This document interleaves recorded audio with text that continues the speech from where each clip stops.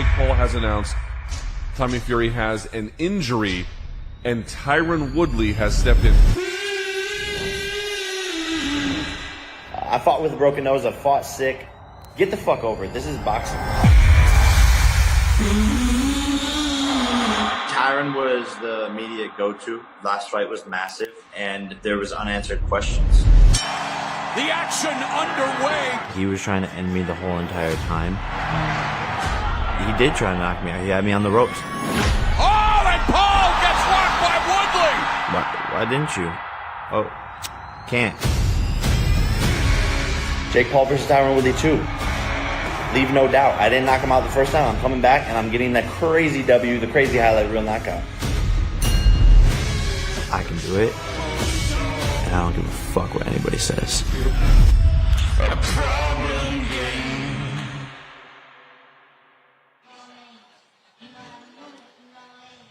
Live from the Seminole Hard Rock Hotel and Casino in beautiful, and dare I say, Brian Campbell, breezy Tampa, Florida. Woo! It is time for the open workouts for Woodley versus Paul 2. Yes, the rematch. Tyron Woodley, Jake Paul. They're going to fight this weekend on Showtime pay-per-view, but today we're going to see them hit the mitts, talk to us a little bit. Lots of different guests here, lots of VIPs.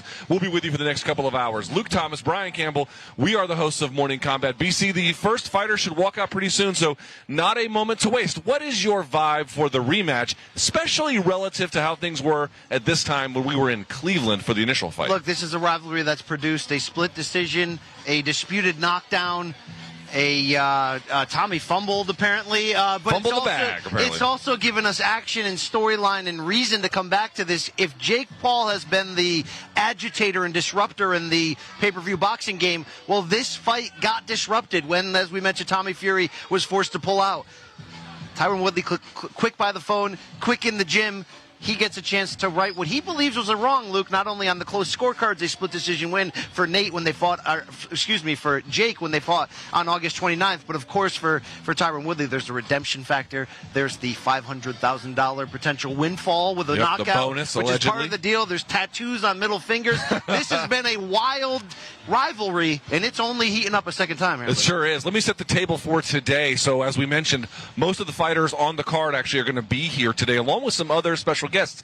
And we'll see what happens. I don't know exactly how this is going to go. I don't want to make a promise, Brian, to the audience we can't keep, but we might. I'll leave it at that. Well, I accidentally name-dropped Nate a second ago. There's celebrities around, in and around right here. We might get Nate Diaz on the broadcast. We'll see. From former NFL great Frank Gore to Darren Williams, the NBA All-Star point guard. That's going to be an interesting conversation ahead of their fight. A lot going on here. We've got the MMA world, we've got the boxing world, we've got the celebrity world, and then with Jake Paul, millions of subscribers and followers can't be wrong. We've got this new generation as well, Luke, and as you talked about when we saw Jake Paul and Tyron Woodley the first time in Cleveland, the backyard of the Paul brothers, it wasn't your traditional fight crowd, but they brought it, Luke Thomas. They were lit. In fact, if you actually go back to the beginning of the first round, right when the fight started, there's this giant roar, and the commentators at the time, of course, Mauro Ranallo and Al Bernstein, both acknowledged that they were surprised that it wasn't even that fight itself, because remember, that was on a Sunday. The rematch is going to be on a Saturday. So you're on a Sunday in Cleveland, not necessarily the biggest fight town, and you get the people who are amped for this. So let me spin it back to you if I can, BC. What is your read on what the fan enthusiasm would have been with Tommy Fury, a fresh fight, versus there was, you could argue, some controversy the first time. Tyron Woodley thinks a lot of controversy, but versus the rematch. How do you assess where the fans are with this one? I mean, look, the Fury name was going to be a big part of that. Tyson Fury, Tommy Fury's half-brother, the world heavyweight champion, and there was sort of the narrative of this is Jake Paul, 4-0, 4 knockouts as a pro fighter, but finally fighting a real fighter, somebody who came up wanting to be a boxer, although, of course, Tommy Fury almost more well-known for reality TV. Okay, you lose that. That's big to the potential hit of this. Yet you've got the romanticism of the rivalry between Jake and Tyron Woodley, who not only did get that tattoo, which seemed to be part of their gentleman's agreement for Tyron to get the second fight, then he didn't get the second fight. Oh, now he has the second fight. How much is that going to play into what this fight actually looks like? The first one was fun. I also think both guys can look back at that and say, I might have left a little bit on the table. There were openings for me to really leave no doubt, and maybe that's a part of Jake Paul bringing in a $500,000 add-on to Tyron's contract that if Woodley wins by KO, he'll win that. So either way, Luke, I think it has the setting to sneak up on a lot of people like the first one did, which was well promoted. I don't say that just to Showtime. I mean to the fighters themselves to get people interested. A lot of people know this rivalry and feel like maybe there's something we didn't see that first time around. I'll tell you this. I'm hoping for a couple of different things from the first time. So the first time you even mentioned it, I would agree. That's one of the better promoted fights I've ever covered. I mean, that doesn't mean it's the biggest sales standpoint, although I think it did pretty well. But, we're not talking that it was Mayweather-McGregor sales or even Manny Pacquiao versus Mayweather. What we're saying is it did well, but that the two entities, as obviously the Showtime product behind it, pushed it to a pretty high degree. But the fight itself was kind of okay. It wasn't high volume. It wasn't a ton of back and forth. It had drama. It had moments. It had some moments. Don't get me wrong. Are you looking for more consistency in the moments, or are you looking for a moment in this rematch? We'll find out. I will tell you, but I believe our first fighter is now heading into the ring. I believe this is going to be Chris Avila. This is the teammate of Nate Diaz.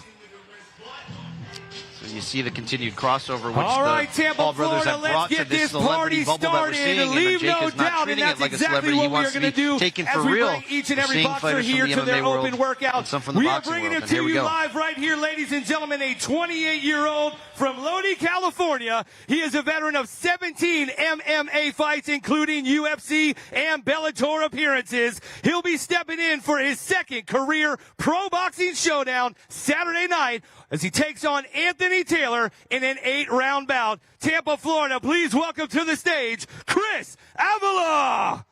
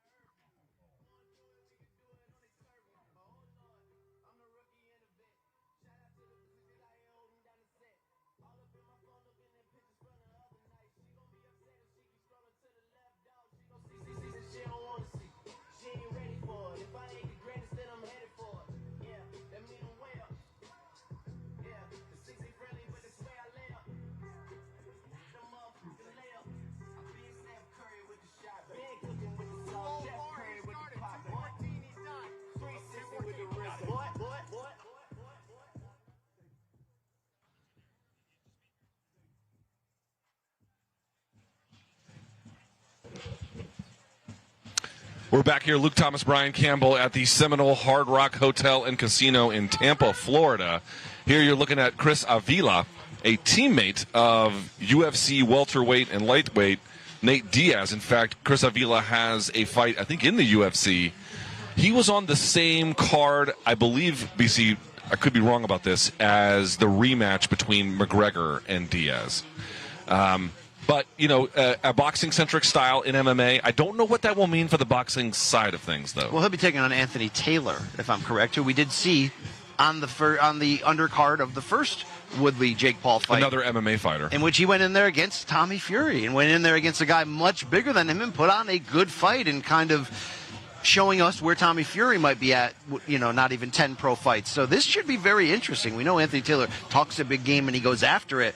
But he's fighting a guy who's been there on both sides of the line, boxing and MMA. And if you're a training partner of Nate Diaz, you're probably a badass, Luke. Probably you can handle yourself in a situation where you would need to. If you look at the shirt there, by the way, BC, it says NDA.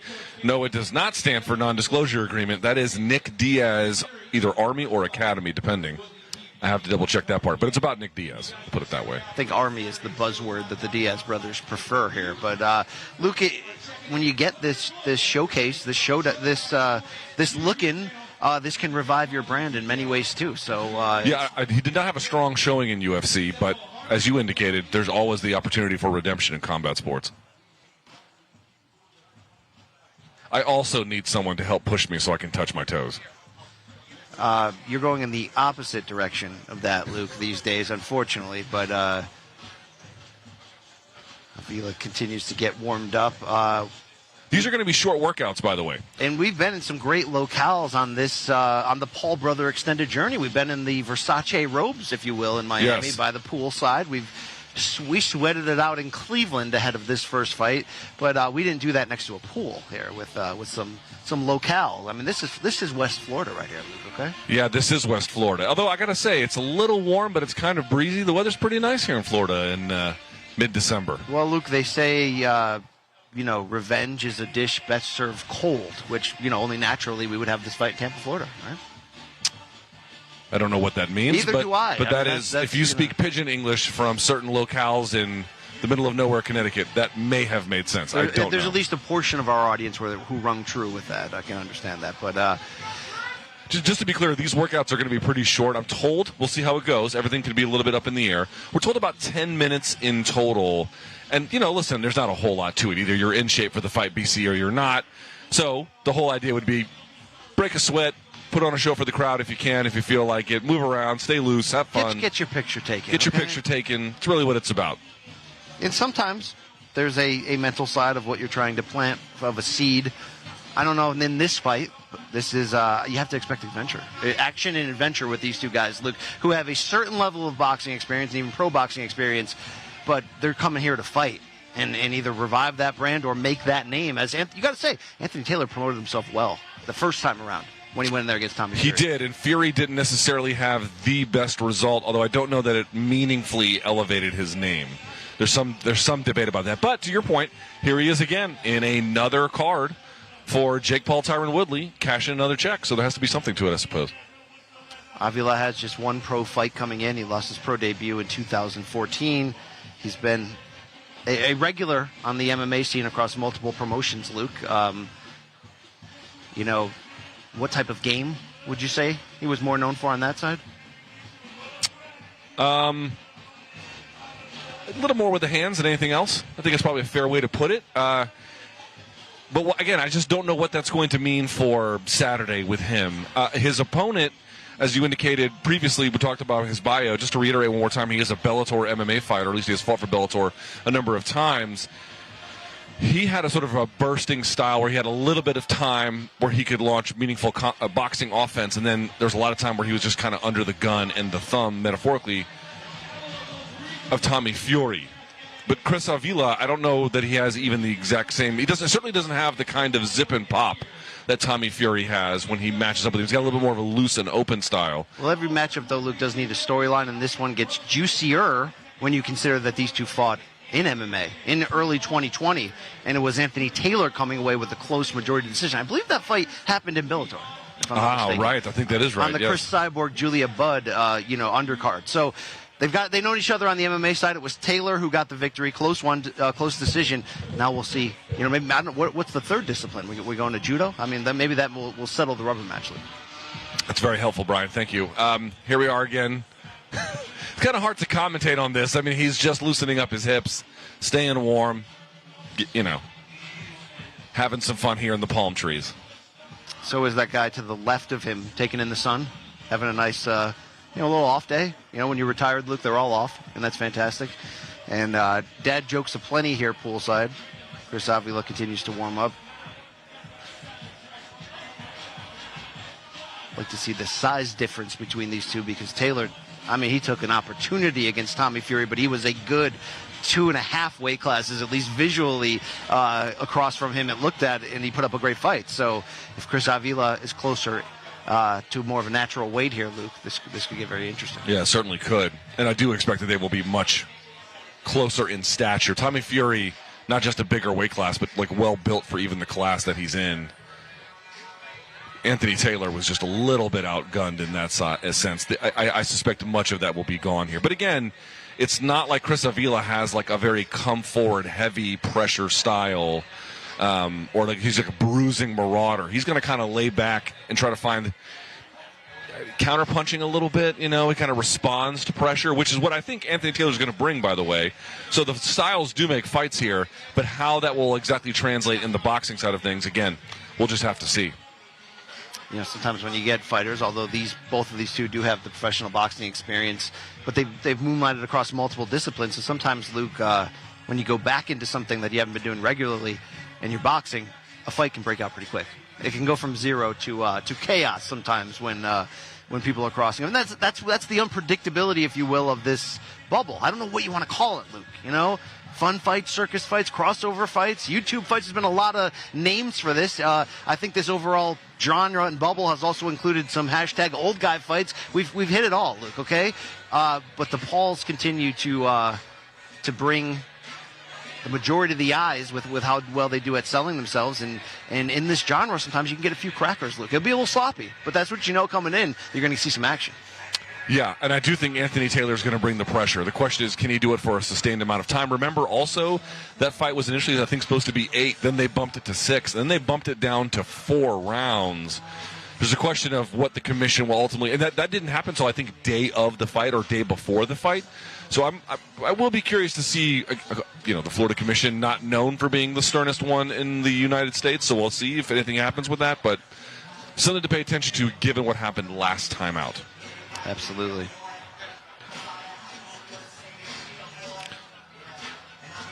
The heat picking up here outdoor poolside. I noticed perspiration on your forehead. I mean, anyone who's followed our journeys covering so many great events, the sun beat us in Cleveland ahead of media day there, open workout day, for Paul Woodley 1.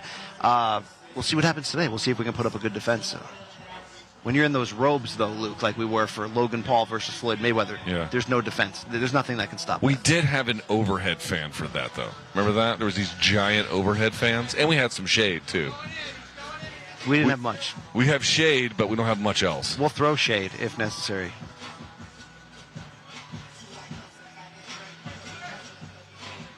But an interesting group of names on this extended pay-per-view card for Saturday night on Showtime pay-per-view.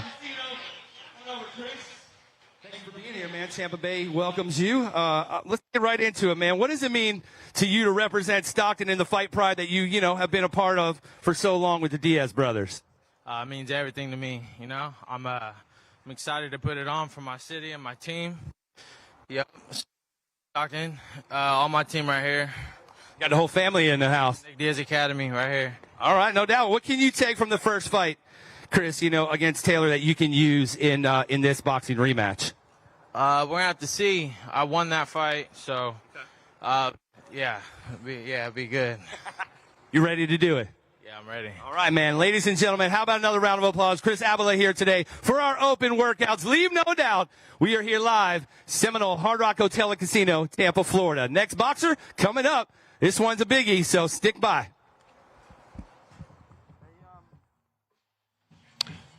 Here we are, Luke Thomas, Brian Campbell, poolside, ringside and poolside. You can see our awful backs there at the bottom of the shot. Backzilla. I've been in the gym, Luke, okay? Yeah, I've been doing it too, but I got a long way to go. Here we are. We are at the pool for the workouts here today. Woodley versus Paul 2. Leave no doubt. By the way, if you want to get the pay-per-view for that, you can go ahead and do it now. There's no time like the present, Brian Campbell. You can go to showtime.com/PPV. As a reminder, yes, the first Woodley-Paul fight was on a Sunday. This is not. This will be on a Saturday. And like a normal pay-per-view, 9 p.m. in the East, 6 p.m. in the West. Showtime.com/PPV. I think it's available in every country. So many ways you can buy it. In the U.S., you can buy it digitally. You can buy traditional pay-per-view. But outside the U.S., globally, fight.tv is where you can find this, of course. The rematch, Paul Woodley 2. We're not so far removed, if you really think about it. August 29th, the first fight in Cleveland. And we know when it's Paul Brothers season, as it is right now, you'll get athletes' names of so many different backgrounds, and we're going to find it in this NBA versus NFL matchup. Let's go now to the next fighter entering the ring. It's Darren Williams, multiple-time NBA All-Star. All right, ladies and there we go. Ladies and gentlemen, making his way to the ring right now is a 3-time NBA All-Star, a 2-time Olympic gold medalist. You might remember him from back 05-06 Illinois ballin'. He will be making his professional boxing debut against NFL star Frank Gore in a 4-round heavyweight bout on pay-per-view. Ladies and gentlemen, to the ring, Darren Williams.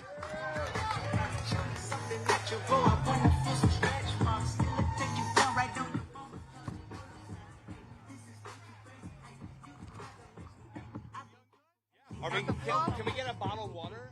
That's all I need. 226. Got it.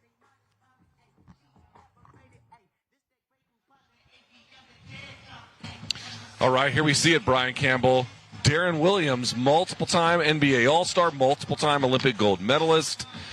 I mean, drafted in the first round of the NBA draft, I think 2007, maybe 5. I can't quite remember the exact year. You can just wing it there, Luke, but I think you remember him taking Illinois to the Final Four. I certainly do, fighting Illinois.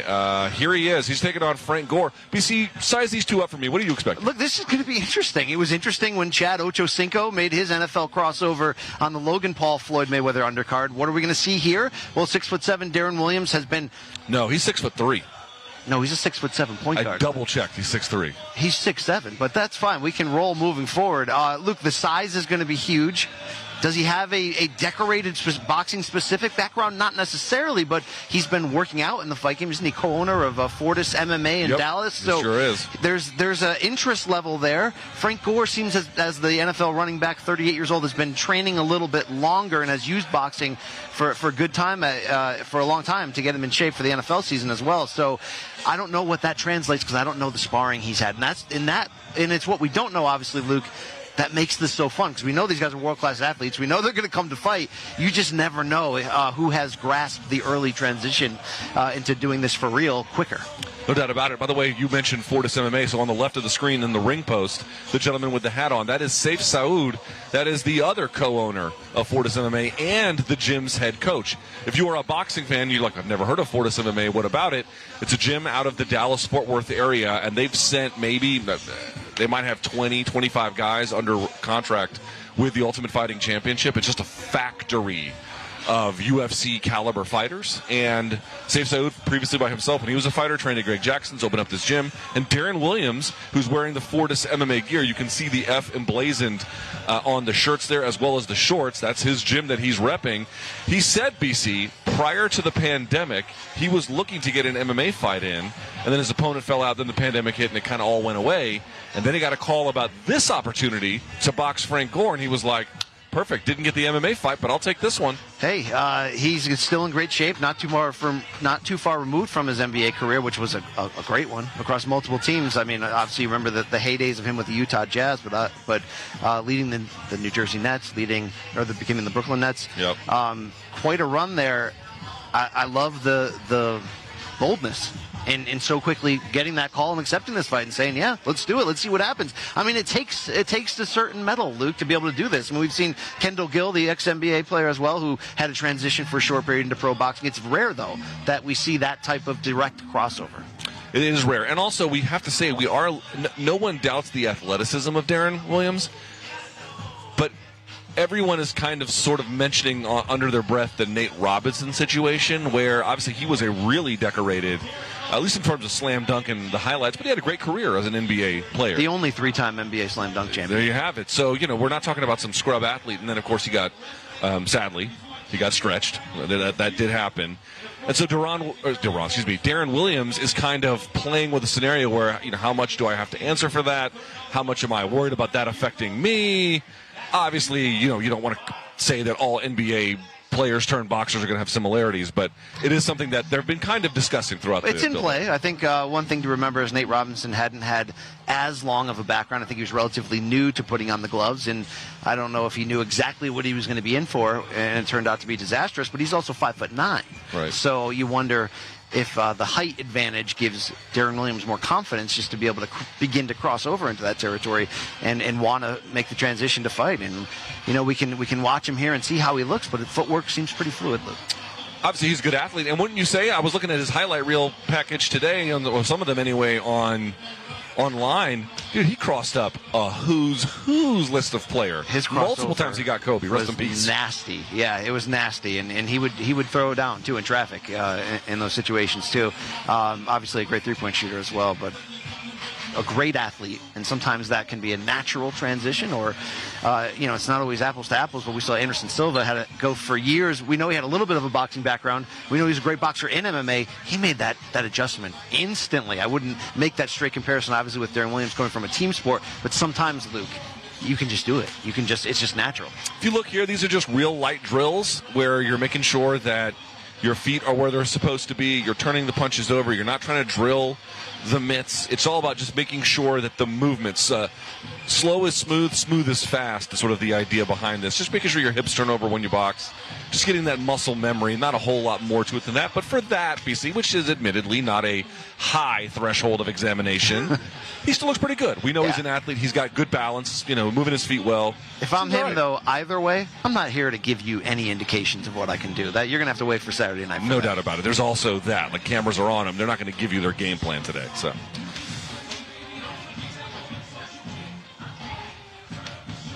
Staying in great shape, obviously.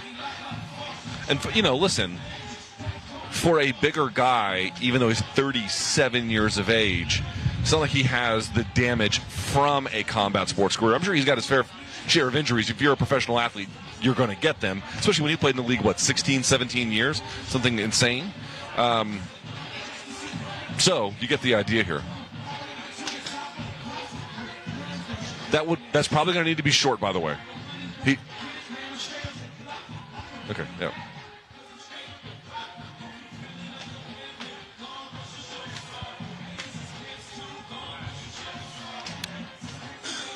Yeah, here we go.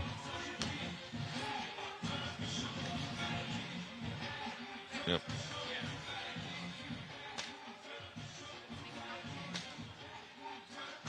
All right, joining us now for our first interview with us here at the, what do you want to call this? Our stationed area. We just saw him work out. He's got something of a rematch, kind of, sort of, on Saturday. It's Chris Avila. Chris, how are you, man? Good, how are you? Yeah? Chris, you are affiliated with the Nick Diaz Academy, is that right? Yeah. That's Army, right? Put respect Is on it that. Academy or Army, or is it interchangeable? It's Academy, but there's a Army in there too. Pull your mic just up a little bit. There you go. It's an Academy. Do you do all of your boxing there?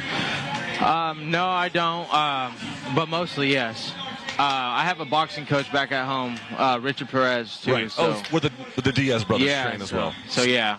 All right, you've had a pro boxing fight in the past. Mm-hmm. We've seen you across multiple well-known MMA organizations. Making this transition back to boxing, does it bring out the nerves in you, or is it just, I do this all the time, man? No, I do it all the time. It's something we do back at home. That's what something we train in mainly. So I'm comfortable with it. We train boxing all the time. I am a boxer. I have a boxing background. So it's something I started doing before I started doing MMA. So it's nothing new to me, and it's exciting too. So. Do you like boxing more than MMA in terms of being a competitor? I mean, I'm just a competitor, so I like it both, But like I said, I'm comfortable with just boxing. Something I started doing first. So, talk to me about how you got hooked up with Nick Diaz. The first day you walked in the gym was what? Well, we're from the same town, Stockton. Right. So, obviously, I'm a lot younger, but somewhere I wanted to train, and then we're mutual friends and of Nick and Nate, and I got connected with Nick Diaz probably when I was like 17, 18. He invited me into the gym and for some sparring, and he put me on with his brother. I started sparring him. I started sparring his brother and all the teammates, and I just never left. All right, let's hit this rematch with Anthony Taylor. It happened before on the MMA side, I believe, with Bellator in 2020. Is that correct? Yeah. You lose a majority decision. What happened that night against this guy? You don't look too happy about it. No, if you guys watched the fight, I'm sure everybody can agree on what happened, that it was a bad call. I should have finished the fight. I had the fight wrapped up a few times in that fight, and it went to decision. I didn't finish it, and I thought I did enough to win, but of course I'm not going to get the fair shake in a decision. So I plan on making sure that doesn't happen on Saturday, and I'm going to put a stamp on it and take this guy out. Last question: did you see his fight against Tommy Fury, and if so, what'd you think? I saw some highlights of it. It wasn't nothing exciting. So neither of them are both of them are rookies. So neither of them are nothing. So this nothing is pretty to be, remarkable. Obviously, the big Chris Avila, height, can't wait to see you on Saturday. Thank you for your time. Thank you. Let's go to the in-ring announcer now. now. Height difference. How is that to box somebody who's shorter than you? How does that play into your preparations? I have my training partners over, my sparring partners to get used to it. So, I'm used to sparring guys a little bit, more my size until this camp. And so it was a little bit of an adjustment, but I think I'm used to it by now. So obviously, you've had a lot of success in sports in your career, NBA, obviously Olympics. What made you want to jump into the boxing world and start, trying to compete in this realm? Chance, it's just kind of one of those bucket list things that I always wanted to do. I've always been a fan of combat sports, of boxing, of MMA.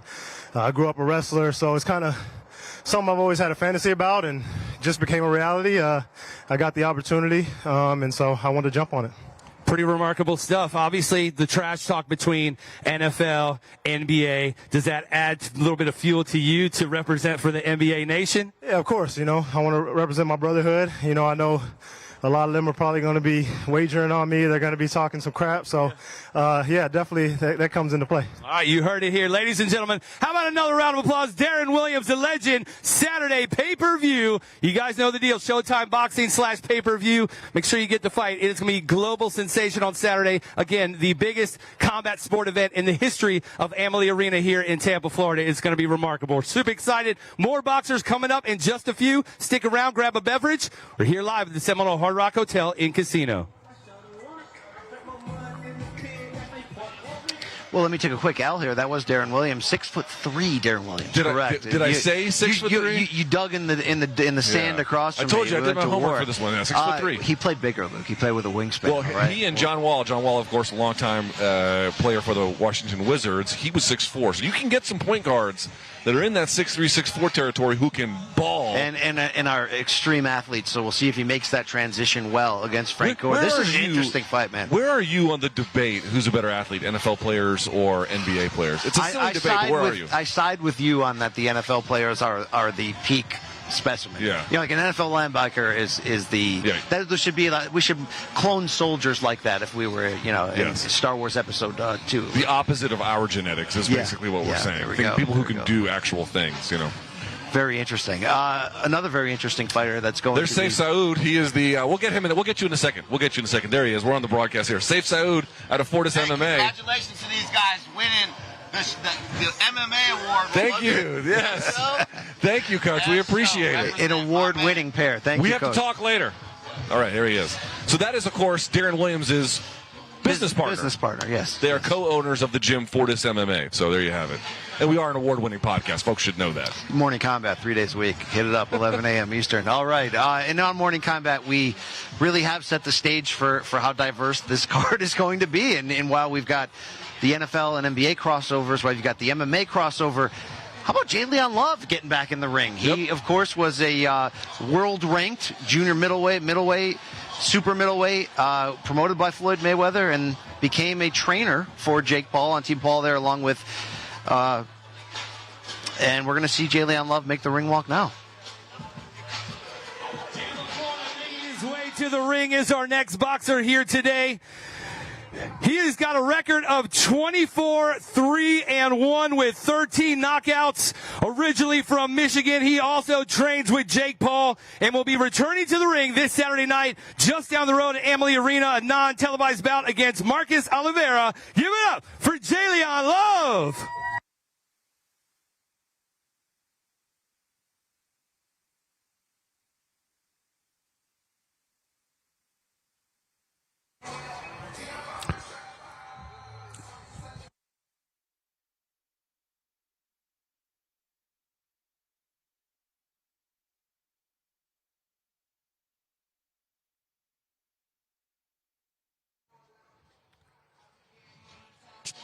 Here we are, Luke Thomas, Brian Campbell, and that is in the ring, J'Leon Love. BC, you've been covering him for a long time. A Floyd guy for a long time, been in a lot of Floyd cards. Wins of note, you would say? What would you Yeah, highlight? look, he was an absolutely legitimate contender, going 24, 3 losses, 1 tie over his career. We haven't seen him box since 2019. Put on some weight. We thought he was in the full-time trainer lane, but as a fighter, he was aggressive. He could box. He could punch. He went after it. Maybe not, light fight-ending power with one punch, but he could handle himself very well. So who did he share the ring with? May have closed his career with losses to David Benavidez and Kid Chocolate Peter Quillen, who are huge names. But yeah, he's not losing to chumps. No, absolutely not. But, he went in there and bounced back from an early knockout loss to Porky Medina, which some people said, Jalen Love's never going to be for real. He bounced back well from that and really rebuilt his career. And he was aggressive. He's fought a lot of guys that we would know. And to see him get back in the ring now, his light sort of turned back on, and from a fighting standpoint, it's going to be interesting because he had been not only, along with BJ Flores, a key trainer for Jake Paul in this crossover experiment, but he was also a mouth in the corner. Do you remember when him and Tyron Woodley before? I think he might be done. Oh, just like that. I think he might be done. He's there behind us. Just a little taste. He just wanted to put a taste. Yeah, you know what? Listen, it looked like my workout. That's about what I look like. I just, I just steam up, and then I just leave. I don't do a whole lot else. What I was getting into, though, Jalen Love, if you remember, got in the face of Tyron Woodley. They had some back and forth. Integral to how that fight actually was made, ultimately. And that was the Jake Paul versus Ben Askren fight with Woodley there in the corner of Askren. So we're seeing the beefs, the storylines, they're escalating. They're coming full bloom. So we'll see Jalen Love back in the ring. Hopefully we'll get a chance to talk with him, Luke. I guess we'll see. Maybe our interview will be as short as his work. Oh, there he is. He's going back in. Sorry, round 2, I suppose, of his open workout. And again, he's an experienced competitor. This is just to move around. There's a nice breeze, and now he's being interviewed. Let's go to Greg in the ring. You decide to come back now? I mean, I'm still full of talent. I'm blessed with a bunch of talent, and why I let it go to waste? I help. I got my kids here, so I was just being a dad at home, but and a teacher of the sport, obviously to Jake. But, yeah, man, we just a ball of talent, and we wanted to go ahead and finish out our legacy. I was going to say, what do you still feel like you have left to prove as a fighter? Oh, I don't have nothing to prove. I'm doing this because I love the sport of boxing. Now, what do you know about your opponent? What kind of a fight are you expecting from him? Oh, he's a tough fighter. He's been in there. He's a cagey fighter, a veteran. Yeah. So, you can never look past a guy like this. He's been in there, fought for a world title before. So, he has the experience. And, I'm sure he's going to try to bring it as much as he can. We know you're going to bring it too, man. Good luck out there on Saturday. Ladies and gentlemen, give it up. Jalen Love, baby. Thank you, Jalen. We got our next boxer coming up in just a few. Got to get a couple of promo shots. Once again, ladies and gentlemen, we're coming to you live, Showtime Sports, the YouTube channel, the Jake Paul YouTube channel globally. Of course, Showtime pay-per-view is where you can pick up the fight anywhere in the world this Saturday, and it is going to be an amazing, amazing event right here in our own backyard, Tampa Bay, Tampa, Florida. We're so excited to be hosting this event here today at the Seminole Hard Rock Hotel and Casino.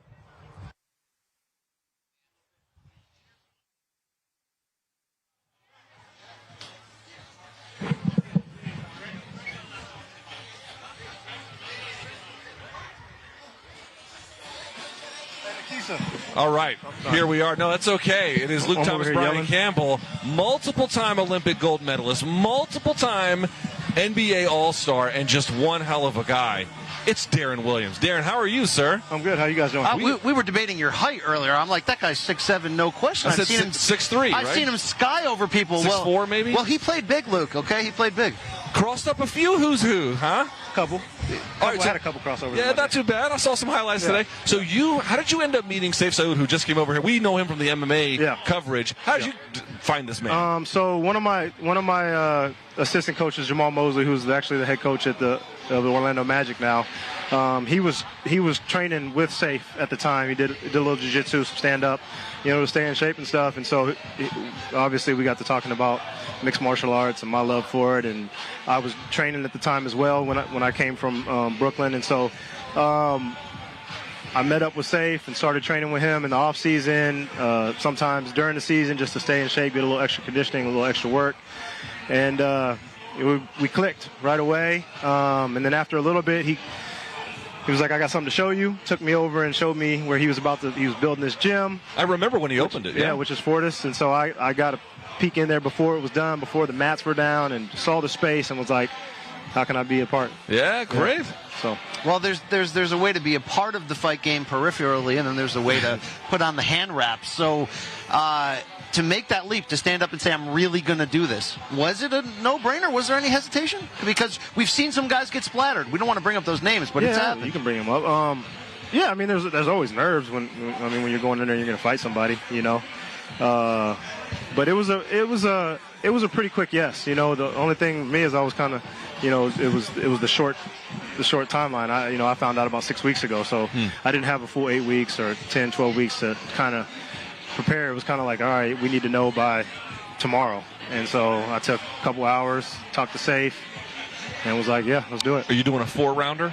4 rounds. That should be pretty doable, though, right? Yeah, I mean, I think so. I think, you know, we've definitely trained for more. So, you know, but as you know, 4 rounds in a real fight, there's a little more adrenaline. There's a little, you know, things that you forget to breathe. There's all type of stuff. By the 3rd round in this 4-round fight against Frank Gore, is it still going to be a boxing match, or is it going to be a fight at that point? You never know. You know, we've got 2 guys who never fought before, essentially. You know, we've done all the training, we've done the sparring, we've done all that, but until you get in there with the lights on and in front of a packed arena, who knows? Is it true? I think I heard you say that you were looking for an MMA fight prior to the pandemic, then you lost the opponent, and then the whole thing just kind of fell apart? Yeah, I had a injury that kind of was going to hold me out maybe as well, so kind of worked out, I think, for the best. And then when COVID happened, everything kind of shut down, and I never really revisited it just because it's hard to stay healthy for a MMA camp. You know, it was a little bit easier for me at my age to just stay on the feet and train, you know, standing up. I have to ask you before. I mean, we're in the day after history. Steph Curry, most threes in NBA. Yeah. You are a guy landed a few threes yourself. Your response to what he's pulled off. Man, this dude is incredible. You know, there's nobody like him. I don't know if there ever will be. Is he best shooter, or is he in the conversation for best player because of how good a shooter he is? Best player all time, or saying just right now? Maybe right now. Yeah. What kind of hole are you trying right to now? I mean, you can argue that, but I mean, it's just hard to compete with. It's hard for any point guard or somebody 6'3" to compete with somebody like KD or LeBron, who's just that much taller. There's so much more they can do at that height, I feel like, and so that's kind of, I think, why you don't see Steph being as talked about as much for like best player in the league, even though he is. I mean, he's arguably top 3. You know. Well, he makes moments. This fight's going to give you a chance to have the ultimate moment and score talk about a highlight reel knockout in boxing. You deliver that knockout, you get it. On your NBA path, what was the one highlight that you get asked about the most, where you just felt most like, yeah? Crossing up Kobe, maybe? I don't know. I mean, now, yeah. I mean, now those highlights with Kobe mean a lot more, you know, with him being gone. Yeah, I don't know. I don't know what my most memorable actual moment is, you know, from an NBA season. I'd have to like sit there and think about that. Didn't you say you had like an idol situation in your very first NBA game? Yeah, when I played against Jason Kidd. That's right. Did you get a little bit of razzle dazzle with him? You know, I remember being. I mean, it's your first NBA game, so I'm already excited, right? I'm already on 10. But playing against him, my first game, it's like a dream come true. You know, it was like a, you know, you have that wow moment, or I'm here, or I made it. It was like my first game. It was like, oh.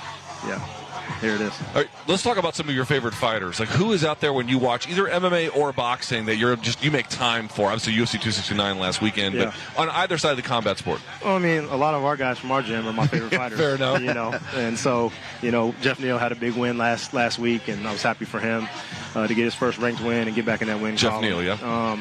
But, man, I'm a fan of everybody, man. I see the behind-the-scenes stuff. I've been in their corners. I've, you know, walked them out for fights. I see them train, you know, in strength and conditioning. I see them spar. I see them do jiu-jitsu. I see the work that they put in. So I just have so much respect for what fighters do and the grind they have to do, boxing as well, on the way up, you know. Not when they're making the big bucks. It's that when they're getting paid, you know, $300 to fight, and that's it. Well, Darren, we can't wait to see what happens on Saturday. I wish you more luck and good fortune in your journey, and should be a lot of fun, one way or the other. Yep, Huevos, big huevos, brother. Appreciate it, man. There he is, Darren Williams. Thanks. Thank you so much. Yep. Appreciate you. All right, guys. All right, I think we're ready for our next fighter. Let's go to the ring announcer. We'll see what happens.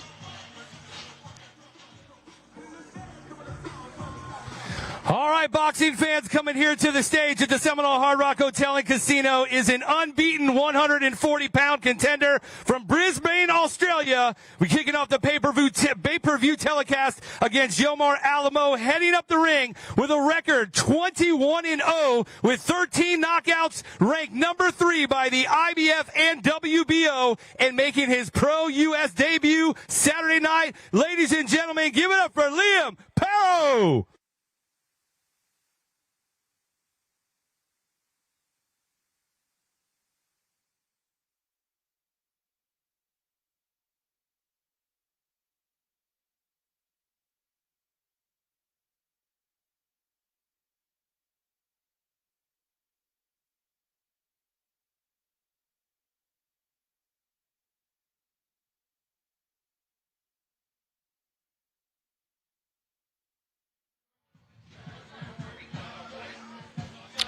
All right, here we are back. Seminole Hard Rock Hotel and Casino, Tampa, Florida.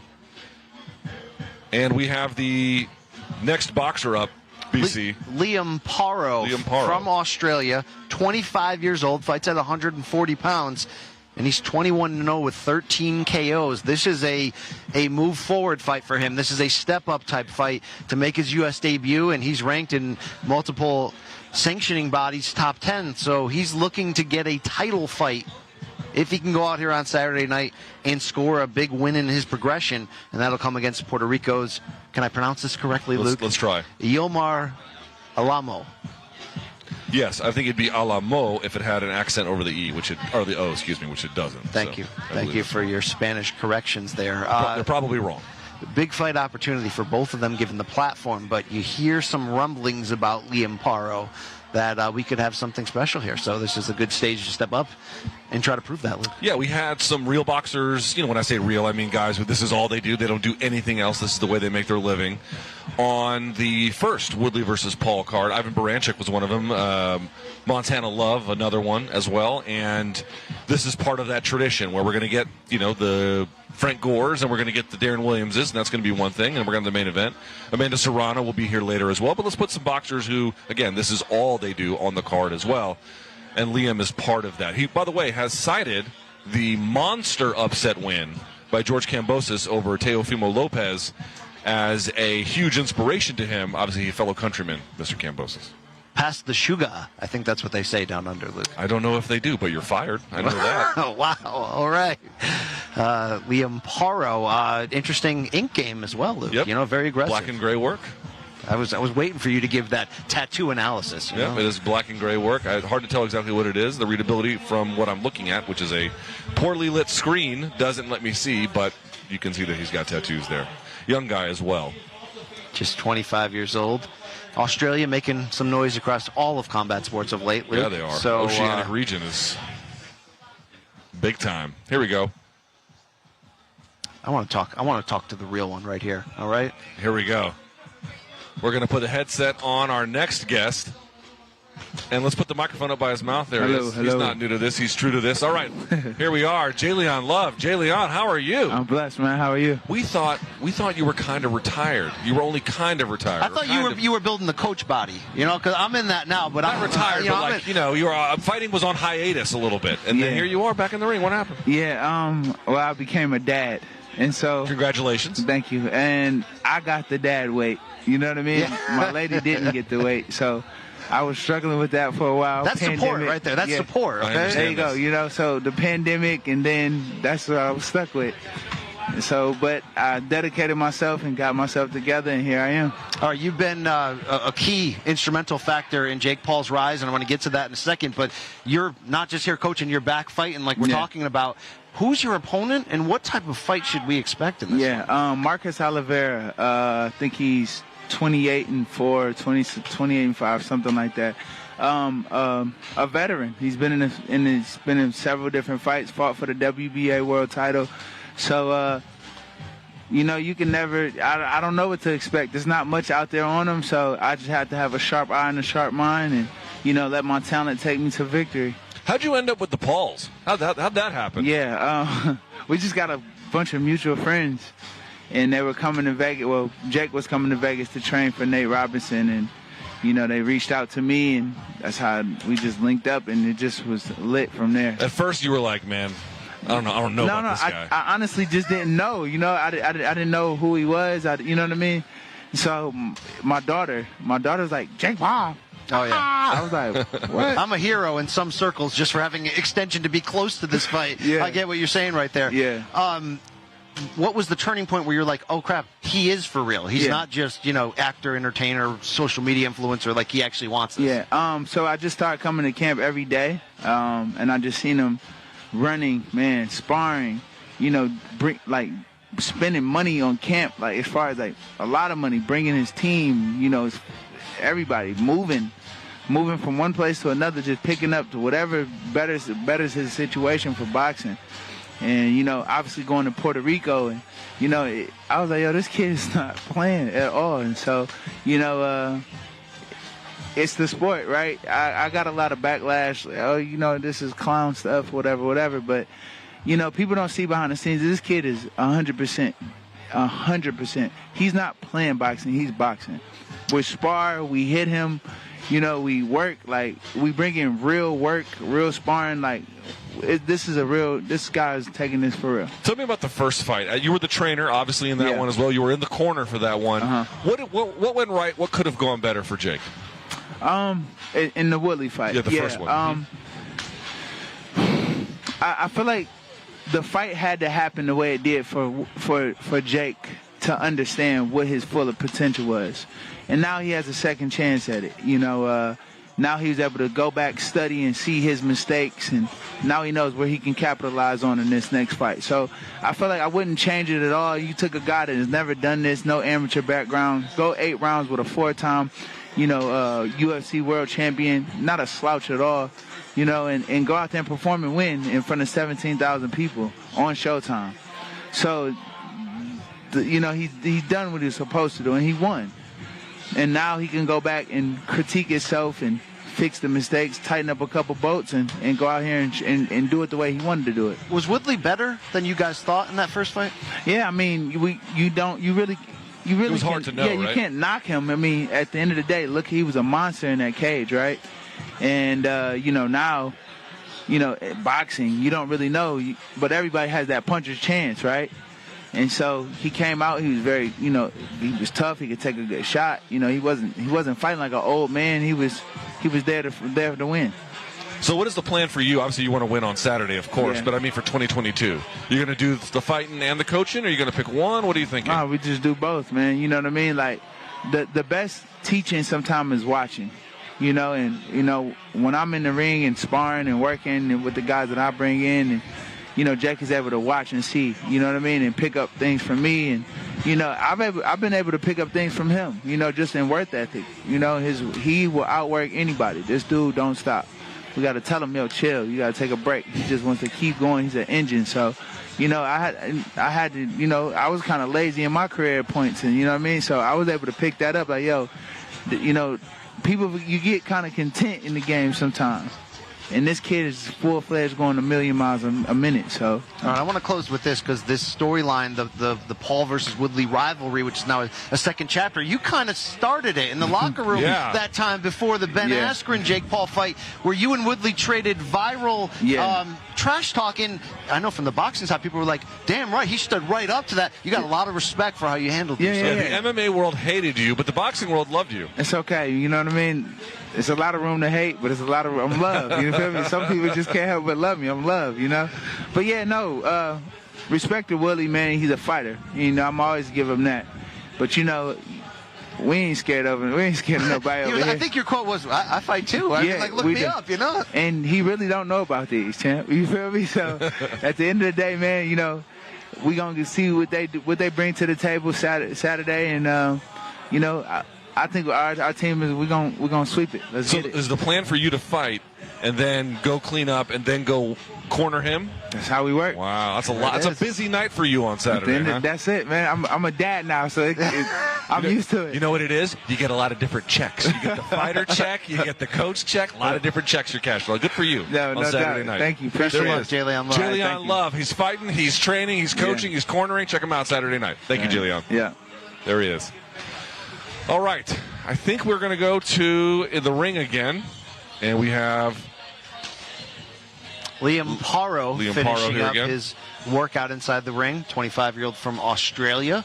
I believe we've got Frank Gore still to come, so that should be very interesting. Still jacked, by the way, Luke, in case you were wondering. He's enormous. I'm looking at him now. Wow. Hopefully we'll get a chance to talk to the producer over 16 years of exactly 16,000 rushing yards over his great career. Yeah, third all-time leading rusher in NFL 16K. history. Not 16,001, Luke, okay? 16K across the board. 38 years old. He would have preferred to still been on the field this year. He said he got some offers. He did get some offers. He said the phone call wasn't, the phone wasn't ringing like he expected or thought it should have been. But the offer. I guess the offers he got, he didn't care for. So here we are. Here we are. He's going to box Darren, the 6'3", Darren Williams. So this was the first time I've ever seen Darren Williams hit mitts. I have seen Frank Gore hit mitts on tape anyway. Again, given all of the relevant considerations, he looked pretty good. All right, let's go to the ring announcer. In one of the biggest events, combat sport events ever in Tampa, Florida. Mate, it's what dreams are made of. I'm super excited. Run the Australian flag high. We seen Cambosis do it last weekend, so just going to follow in the footsteps and do everyone proud. What is the message you're trying to send to fans stateside about your USA debut? Oh man, it's an exciting journey. Get behind me now, and we're close to sit number 3 in the world. Got to take care of business on Saturday night, and then ready for a world title. Well, I was just going to say how important winning this fight towards your ultimate goal of becoming a world champion. It's everything, you know what I mean. It's a title eliminator, so whoever wins here, our career rises, and whoever loses is a few steps backwards. So it means everything, and you'll see Saturday night that I'm in business. All right, there it is. Liam Paro, good luck to you. Ladies and gentlemen, we are excited. We have some amazing contestants, and I should say boxers, coming up in just a few minutes right here on the stage, Seminole Hard Rock Hotel and Casino. This next one, again, we've been waiting for him. I can't wait to talk to him. He's coming up in just a few. Stick by. There he is. Liam Paro, Luke Thomas, Brian Campbell. We're here in Tampa, Florida, where we are not cooking as much as we did in Cleveland, Ohio. My driver on the way here, Luke, I'll drop that little, my driver, told me that Tampa here on the West Coast was Florida's best kept secret to the rest of the country, but it's a secret that is no more, Luke. So just wanted to relay that information. Also, I just don't think that Tampa is a secret. He might be right. I mean, this is a gorgeous area, Luke, okay? Gorgeous is a strong word, but it's nice. Yes. Wow. Okay. All right. I mean, Victoria Falls is gorgeous. Tampa is just nice. It's nice. So nice it's time, Luke. All right. Let's go now to the next boxer making his way to the ring. How about former NFL great Frank Gore? Florida, super excited right here to bring this gentleman to the stage. One of the most accomplished running backs in NFL history with 16,000 rush yards, the third time on the list. Only behind Emmitt Smith and Walter Payton, talking about a legendary NFL running back making his pro debut against NBA star Darren Williams. Give it up for the legend Frank Gore!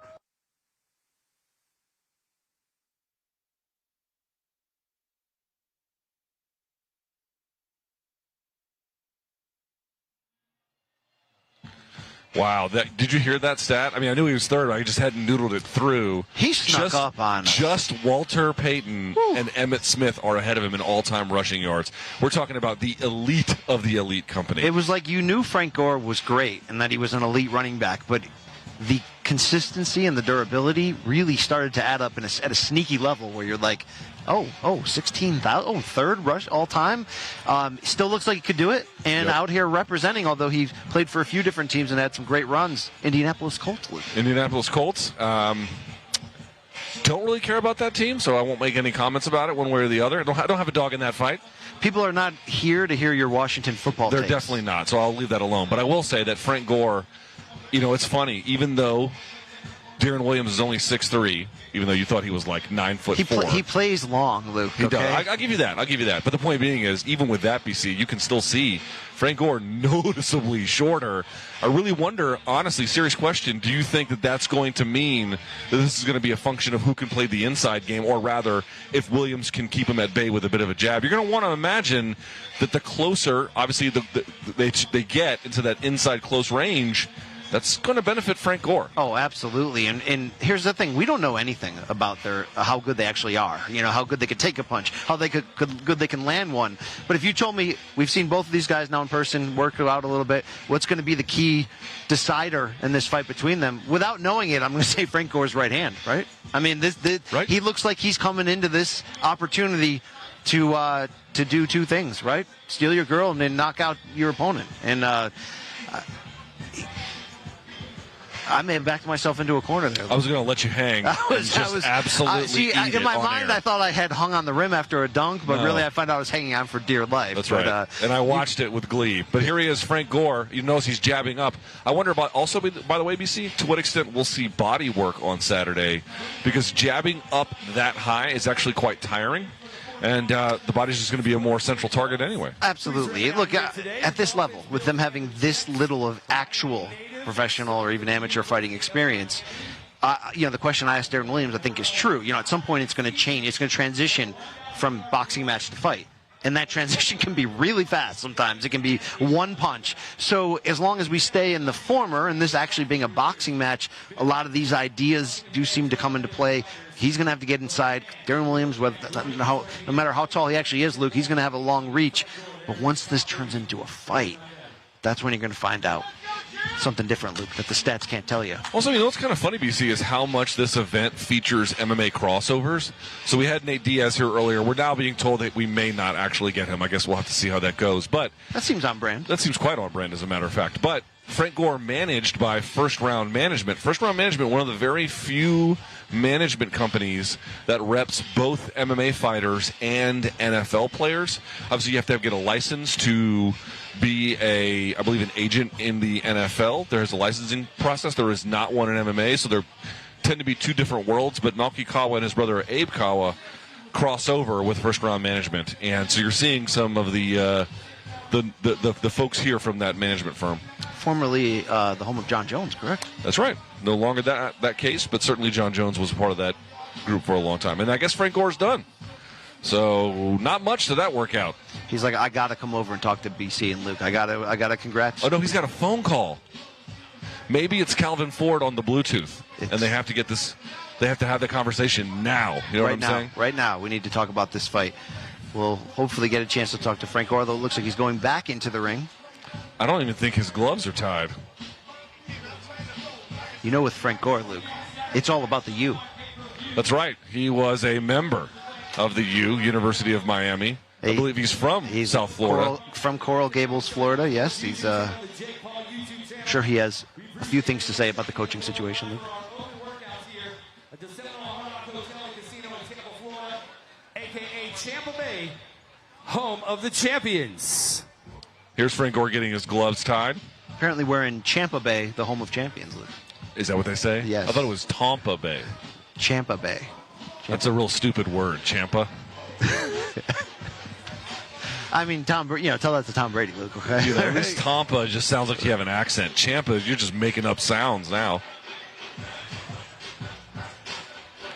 That phone call finished. Frank Gore back at it.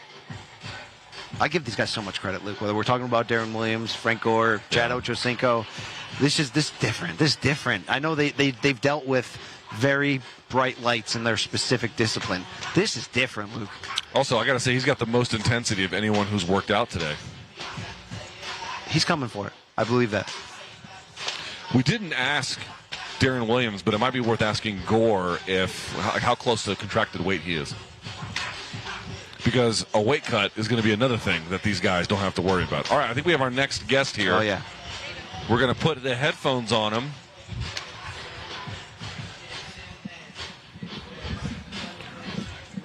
He comes from a land down under, but he's here to make a big splash in Tampa, Florida. It's Liam Paro. Hi, Liam. How are you? Yeah, I'm good, thanks. Did I pronounce your last name right? Paro. Paro. Okay, wanted to make sure. How are you? I'm good. Real can't be better. Yeah, we know that you took some inspiration from your countryman, George Kambosos. Can you give us a sense of, did that light Australia on fire? It seems like it did. Absolutely. And, there's skill coming from Australia for a while now, and George has sealed the deal. And, it's now just he's paved the way, and it's just following them footsteps and make statements ourselves. And I'm ready to do that on Saturday night. Kambosos shook up the lightweight division with that upset of Teofimo Lopez. You had to back your guy coming in, but did you think it was going to play out the way it did? Look, I knew he was going to win. I was confident in George. He believes in himself, and the way he did it was unbelievable. He couldn't write the script any better. He put Lopez down in round one, and I think that changed the whole fight. And just hats off to him. He's now the king of the division, and he's the man. He gets everything. What do you say to the naysayers who say, okay, George boxed well, but that Lopez lost. George didn't necessarily win. Like, it's a function of what Lopez did. What do you make of those criticisms? Look, it is what it is. If Lopez looked over him, well, he's stupid for doing that. You know what I mean? Don't look over. This is boxing, man. And George took the opportunity with both hands and come out on top. And man, he put on a show. He did exactly what he would say. He said he was fighting, dying his sword, and that's what he did. He's beaten Lopez in the exchanges, and he deserves everything he got. So it was George performed well, and yeah. All right, this is the big stage for you to make some noise at 140 pounds, where you're unbeaten. You've got Yomar Alamo from Puerto Rico in front of you. But with where you're ranked, are we looking at a potential you get a win? They're calling you for the title shot? Pretty much. I think this is going to go into the title eliminator, this fight. So, I don't look past any fight. I've got to take care of business Saturday night and do it and make a good statement. And then who knows? Early next year, depending what Josh Taylor does, and if he goes up, if the title's vacated, whoever it is, whoever's in the opposite corner of a world title, I'm ready to face everyone. I want to be the king of this division also, so I'm ready to fight everyone. Who would you favor in a Bud Crawford-Josh Taylor fight? Look, that's a good fight. A really good fight.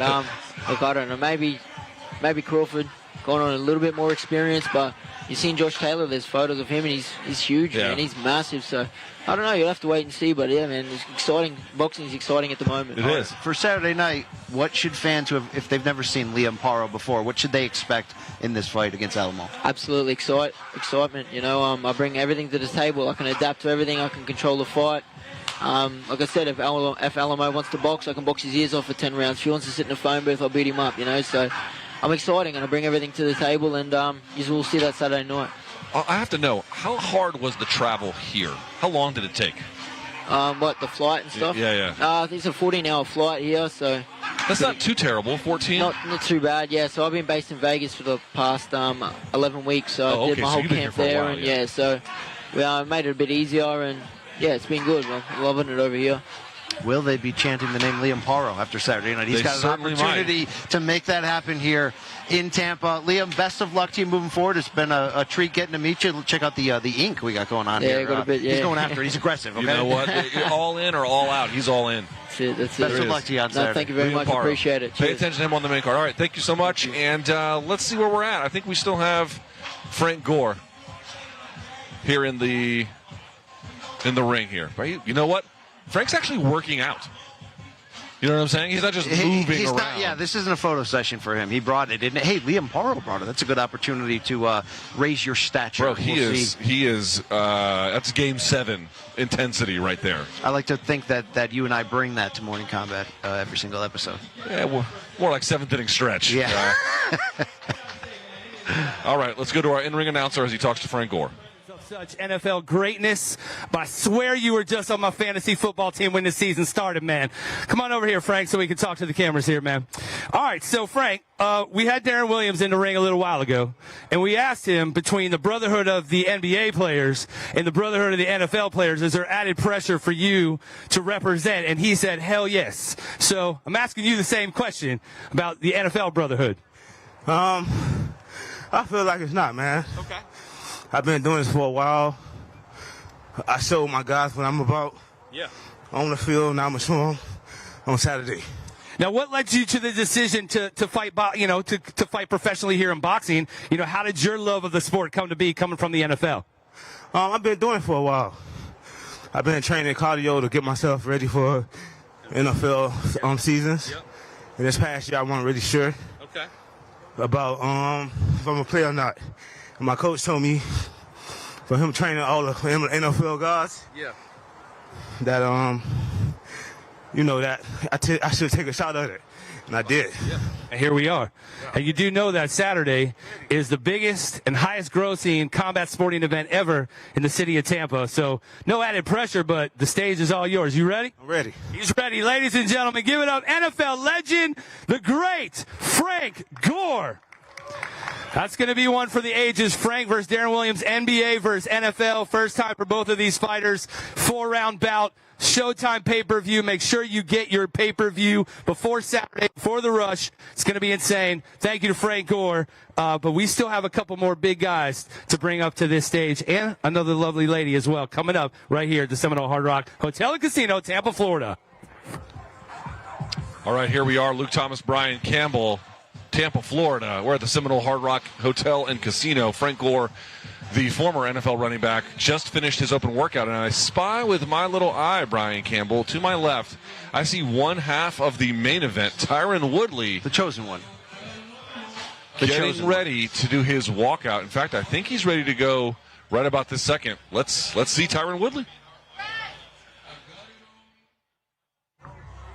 All right, ladies and gentlemen, now entering the ring, a former UFC champion looking for revenge after the loss in a split decision with Jake Paul in their first fight. He is, of course, a native of St. Louis, Missouri. He has been Jake Paul's toughest test to date and will leave, no doubt, in the rematch. Ladies and gentlemen, to the ring, Tyron Woodley.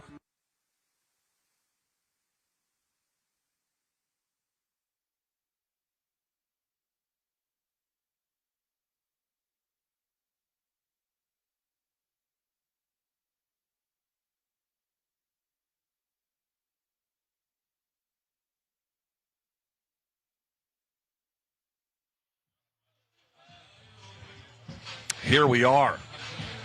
Tyron Woodley, one half of the main event. He is now moving around the ring in his tracksuit in 80-degree weather. But he is all in on this opportunity, BC. This is what he wanted since the moment the announcement was made in the first fight of a split decision. And by hook or by crook, he got it. Here we are. During the holiday season, too, Luke. You can't hate on that payday opportunity for him. Look, he stayed ready by the gym, even though he said he found out he wasn't getting the rematch only when he heard the news broke that Tommy Fury was going to be the next opponent for Jake Paul. But as we know, opportunity was available. He took it. Yes, he's 39 years old. Yes, he lost that pro boxing crossover opportunity, but by split decision against Jake. But when we talk about Luke, who could have done more, or who could improve on that? Obviously, you could make a case for both guys. Sure. But I really feel like Tyron Woodley can, and I'm sure he's done it, can watch the tape from that first fight and say, man, I did some things very well, and maybe if I pushed a little bit more, that knockout that he has a chance of cashing in $500K on in the rematch, maybe that could have happened back in August. The other part, listen, there's just no denying that the lack of volume from Tyron Woodley arguably cost him the fight, but certainly is a thing to improve upon in the second one. There were 8 rounds in the first contest. In 7 of those 8 rounds, Tyron Woodley landed only one jab. And I believe in the 4th round, which was his best round, that was the one where he could have been credited with a knockdown, was not given one, but at a bare minimum won the round. He landed, I think, 4 or maybe even more than that in that particular round. But other than that, one jab around, not many crosses or other punches behind it. So did he have a few bursts of inspiration in that fight? Yes, he absolutely did. But you could argue that like Jake didn't have those pronounced moments, but was just more consistent with the application, and then just kind of stole some rounds that way. And you also can't argue that when Woodley finally landed that big punch in round 4, that left hand that caused Jake to stumble into the ropes, whether he properly took advantage of it or not, that changed that fight.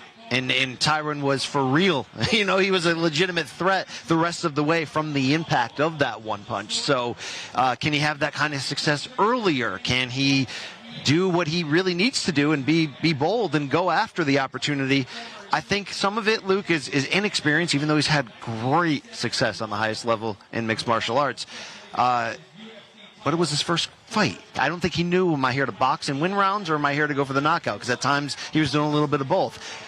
Whatever the game plan is, you have to smell the blood when it's there, when you have that opportunity, when that window opens. And let's see what he can do with opportunity, Luke, because this wasn't expected. But he got the phone call, and he's here, so let's find out. No doubt about it. Here is the other part, though. Everyone was like, oh, he was in shape when he got the call, right. But he wasn't in camp. And there's a difference between fight shape and camp shape. So I guess what I'm asking is, the last fight was 8 rounds. It wasn't like he put out a huge amount of volume, as we've kind of indicated. What I'm asking is, do you think he has 8 rounds of high-level activity in him? When I say high-level, I don't mean elite. I mean voluminous. I'll say this.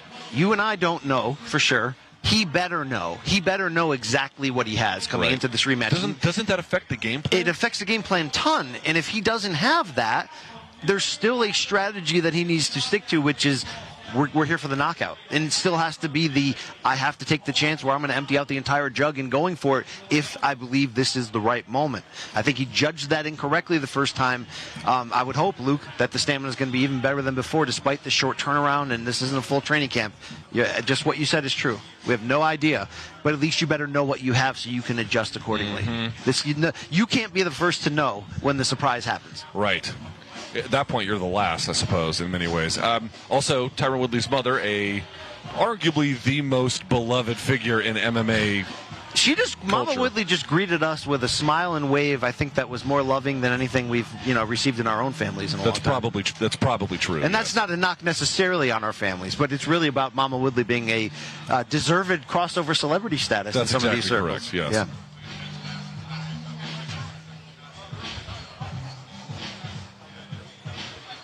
Now, I had heard a rumor that Dean Thomas, who is a former UFC lightweight, former coach at American Top Team, and longtime Tyron Woodley coach, was expected to be a part of this effort. He is not here, to my knowledge, today, but we may get him at some point during fight week if that is true. Gerald Tucker, the lead trainer who was in Woodley's corner back in August, is back, but I've heard those things, Luke.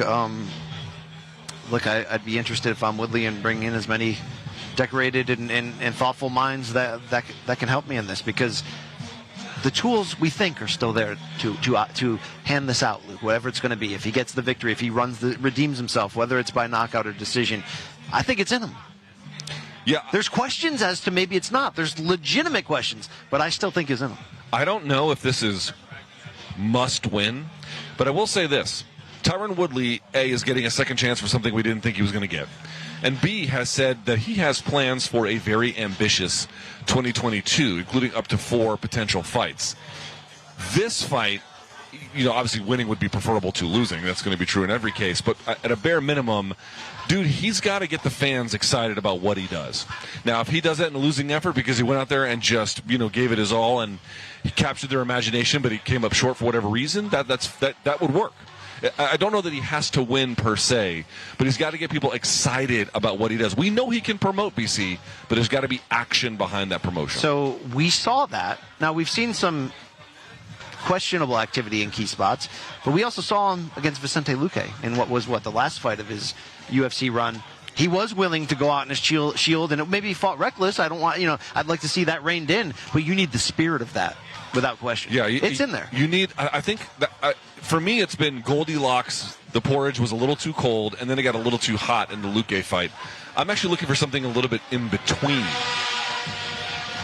I believe you hear the drag racers here in Florida. By the way, do you know drag racing? The national, I should say the state sport? Just drag racing illegally in Florida? Luke, you are neither too fast nor too furious. No, I'm not. I'm washed. All right, let's go to Greg in the ring. Tyron, come on over, man. Let's chit-chat for a sec, bro. So, Tyron, what went through your head when you got that phone call about this possible rematch? When you first got that call, what was going through your mind? Shit, I was doing a movie I was training, so, this is the fight that should have happened in the first place. This is the fight that everybody's talking about anyway, so I think God knew what the plan was, and now we're about to get it done. Now, you recently, I'm sure, rewatched the fight for the first without giving away your game plan. What did you see in that first fight that you believe you can improve on? I think that he was able to get some little free shots off that he should never been able to get off. Okay. Defense is going to be a little bit tighter. Yep. Activity going to be a little bit higher. The rest is you see Saturday. Now, what was your original impression of Jake as a fighter after your first fight? Was there anything that he did that surprised you? No, he didn't do anything that surprised me. He was trying to play you guys, saying he's some YouTuber and he wasn't really, acting like he was taking it serious, but I knew he was taking it serious, and all the other guys before me, they took it light and they got knocked out. So I took it as if I was fighting Mike Tyson. I trained hard. I was ready. I was in shape. I'm in shape this time, so I'm excited about this fight. Fight is leave no doubt. For the fans out here watching globally across the globe, what does that mean to you on Saturday night? Knock him the fuck out. What else to me? There it is. Ladies and gentlemen, give it up for Tyron Woodley.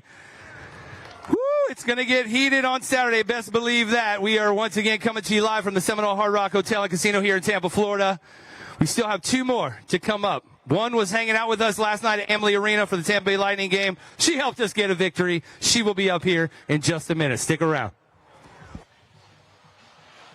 We're back here. Luke Thomas, Brian Campbell, and then the man of the hour. He has a fight against Darren Williams on the pay-per-view main card. In fact, it's going to open the pay-per-view main card. He is one of the best running backs to ever do it. It's Frank Gore. Mr. Gore, how are you, sir? We cannot hear him in his microphone. We got to turn that on here. There we go. How are you, sir? I'm doing good. Man. You know what? You're the only person who actually worked out up there. I'm usually working out in the morning, and I just felt like I didn't do nothing this morning, so I wanted to get a sweat in. Good. Well, look, we talked about this could just be a photo shoot to some people. To some people, you could send a message. I'm not saying you were trying to send a message, but I think you just sent a message. You looked all business in there. That's what it's about. I decided to take the fight. I'm excited about it, and I want to do good. And, like I said, I didn't get a workout this morning, so I wanted to get a sweat in to feel better about the day. In terms of making the leap to actually do this as opposed to just training as you had before, did Ocho Cinco on the last Paul versus Mayweather card, did that inspire you at all? Yeah, it did. Because I was in the gym. Me and Chad, we trained we got in the gym around the same time. If you go on his Twitter page, you'll see me and him in the picture in the same gym in 2006. So I wasn't really surprised when I did see him box. When I had a fight party, I told like a lot of my friends that he was going to do good because I knew, that he was rounding and I know how hard he took it. I just wish he would have had more time to prepare on like a full camp. Right. He would have did way much better. And I still think he did win the fight, though, because I think he won. I picked him the first 3 rounds, and a knockdown I gave it to the other guy. Right. That sounds about right. Still, well, I have to ask about weight. How close to your contracted weight are you, and how much would you have been as a running back at this time? I'm kind of, right now, as I got older, I started playing lighter.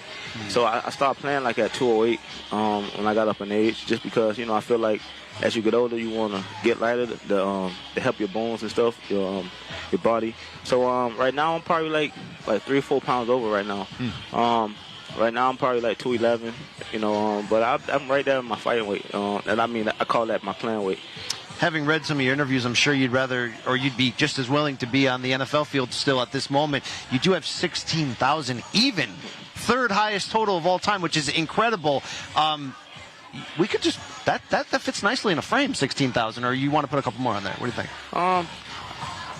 I'm right now. If a team in the playoffs who got a great chance to make a run to go to the Super Bowl, that's the only way I go back. I just feel like I did everything. Only thing I didn't do was win the Super Bowl. Especially like when where I come from, like 2 ACLs, 2 shoulders, and be able to play 16 years, 16,000 yards, 5 Pro Bowls. I would say I was blessed. Only thing I wasn't blessed to get a Super Bowl. Well, you can't get that in this fight. You can get a big moment. Luke, I'm hearing this for real, and if I'm Darren Williams, I'm nervous after this interview because Frank Gore is a survivor, and he is a warrior, and I think he's going to absolutely bring this. Yeah, he certainly will. I mean, he's winning the interview game right now. Okay? What is your expectation for the fight? A lot of fighters and athletes visualize. Have you visualized about this? I think about it. I went through the fight so many times, but I take my hats off to Darren, man. Especially any guy who would get in the ring, especially me and him. We come from a different sport, and like even though I've been around it, I'm still learning the boxing game, and I feel the same like him. But for both of us to get in the ring, man, I salute him, man. Well, I got to tell you, I think the fight world is buzzing. Certainly we are as well. You seem to be all business. In fairness to Darren, he seems to be all business as well. Saturday should be a hell of a fight card opener between you and him. We can't wait to see it, and thank you for your time. Thank y'all for having me. It's still all about the you, right? All day. Always about the you. Welcome crystal ball back home, baby. There he is, Frank Gore, ladies and gentlemen. All right, let's go back to our in-ring announcer. All right, Tampa, Florida, bring it to the ring right now. Our first and only female of the day. She is the current WBC WBO featherweight world champion with a record of 41-1-1 with 30 knockouts. She, of course, most decorated fighter in women's boxing history. Originally from Puerto Rico, based out of Brooklyn, New York. She's looking to make a statement against lightweight champion Miriam Gutierrez on Saturday's co-main event. To the stage, ladies and gents, Amanda Serrano.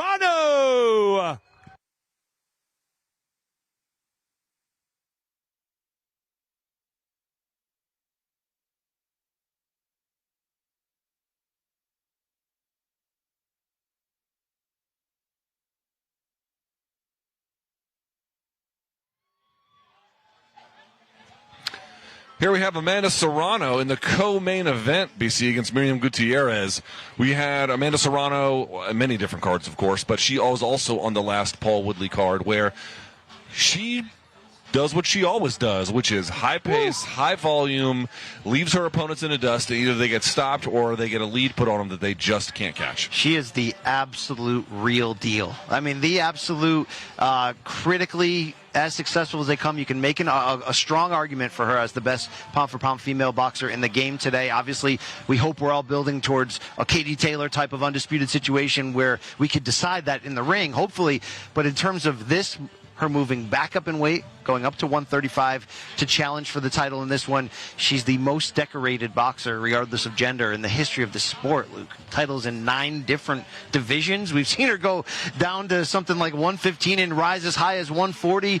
She's an opportunist. She's completely well-rounded, and when she's got an opportunity to finish you, she gets you out of there. I mean, this is her first fight under officially with Jake Paul, aligned promotionally with MVP Promotions. So these are some big opportunities for her to make her name known as we continue to see her pick out which super fights, to close out her career she wants to go after. She certainly has fought on American television before and some other outlets of note, but it's probably fair to say in terms of visibility, the last fight and then this one, the 2 Jake Paul adjacent fights, essentially, have been her 2 most high profile. But where she is headed, and there's really no mystery about this, she says she's not looking past Miriam Gutierrez, but you know as well as I do, Brian, it's going to be really hard to do when every other question she gets is what about Katie Taylor? Katie Taylor herself saying, listen, we both have fights coming up. She got through hers. If Amanda gets through hers, this one against Gutierrez on Saturday,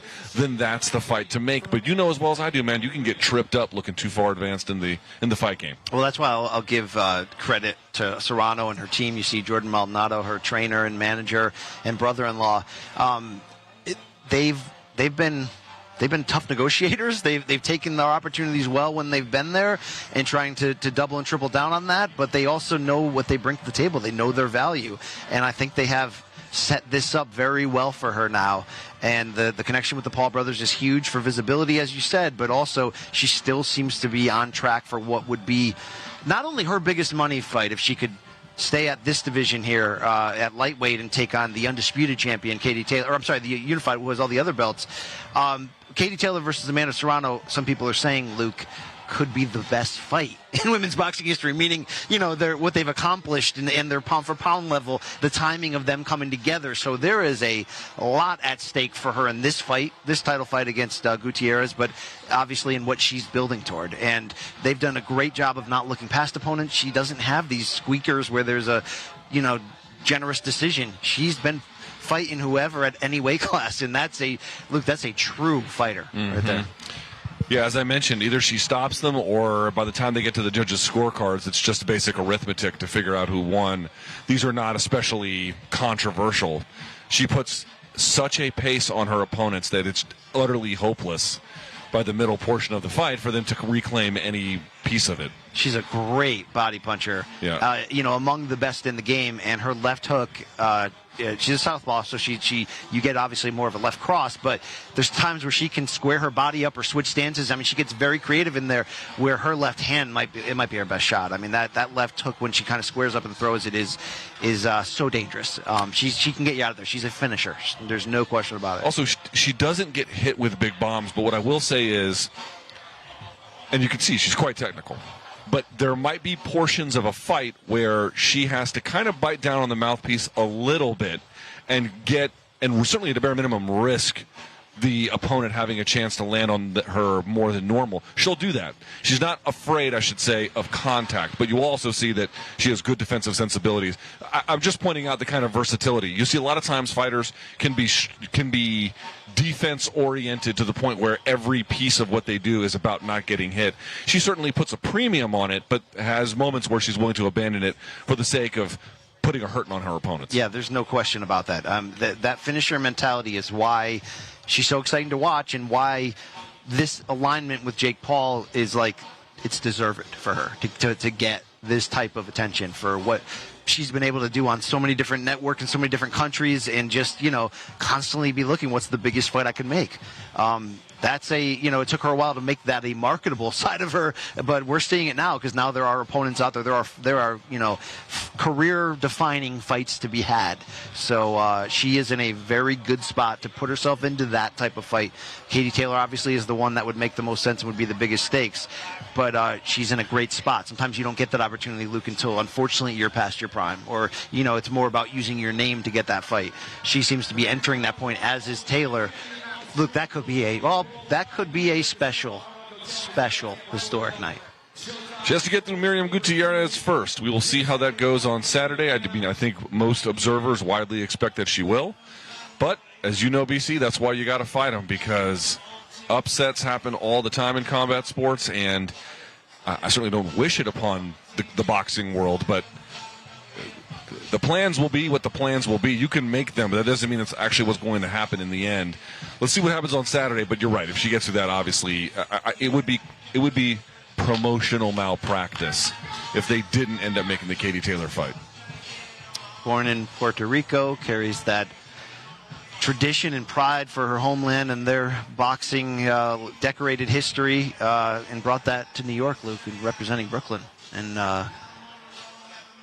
it's a boxing family. Obviously, her sister, Cindy Serrano, a former world champion. I mentioned that's her brother-in-law, Jordan Maldonado, as her trainer and manager. So it's a family affair for Team Serrano. And they live this thing, Luke.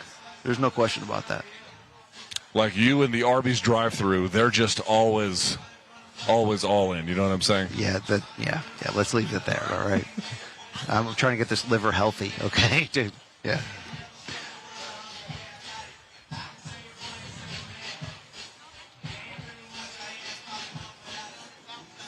We are here in Tampa. Fights will be here on Saturday night at the Amalie Arena.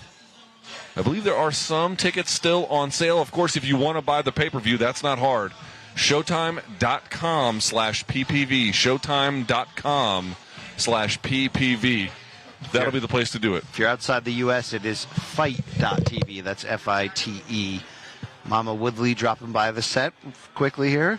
But as Amanda Serrano finishes up her in-ring workout, as we mentioned, she's in the co-main event. Lightweight champion Miriam Gutierrez waiting for her as Serrano moves up 5 pounds from her recent run at 130, where she unified 2 of the 4 major titles. And I just got a pep talk from Mama Woodley. Can you share? Because I was getting a little secondhand encouragement. Sorry about that. Yeah, she was just she was being very friendly and encouraging me to do greater things with my life. Beyond this show, Morning Combat, Showtime Sports, yeah. or okay. Yeah, very, very friendly, very, very She's friendly. like, you've done some things, but you could do a lot better. No, not in that way. She wasn't saying like, you're slacking. She was just being overly You should have friendly. been like, Mama Woodley, we love you, but your son's got to let his hands go, because that's where that's where it is. All right. Well, you know what? That is the truth. But that's not a problem for Amanda Serrano. Yeah, not a problem at all. She has ridiculous volume. Now, this fight is the last one was at 135, right? This one's going to be at 130. This is 135. She's moving up from 130 where she was. That's where she's been operating in preparation for the eventual full lightweight move to take on Katie Taylor for all the belts. But as we said, Luke, it's not just that she's fought at, as low as 115 or 118 and as high as 140. It's that she'll do it back-to-back, alternating. She'll fight at 118 pounds and then move up to 135 and then go back down to 22. I mean, it's have opportunity, will show up and fight at it, right. Luke. And that's what you have to do. It's old school, but that's also what she has had to do to get her career to this point.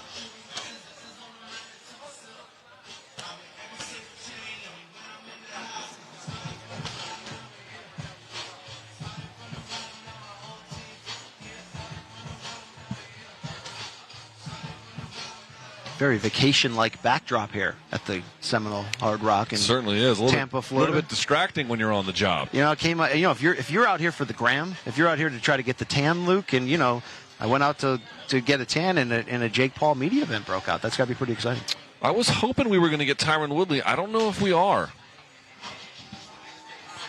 I don't know what the situation is with that. All right, we'll see if we can get Tyron Woodley over here in just a bit.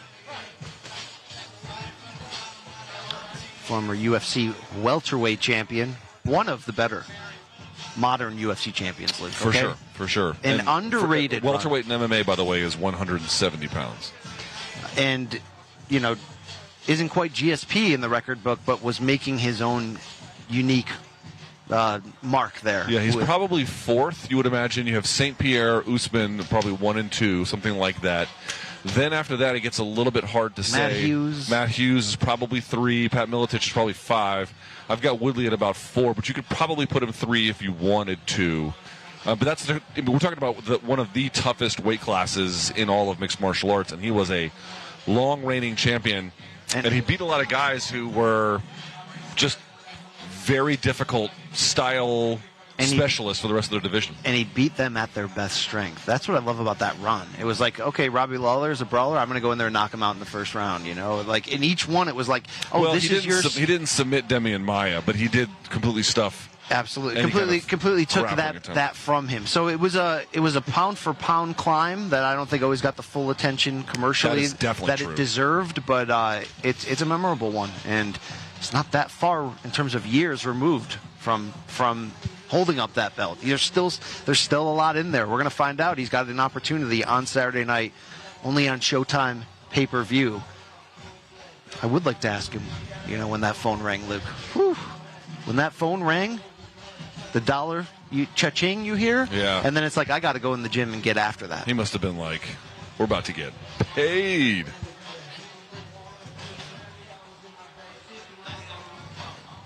I think we're getting Tyron Woodley. Here we go.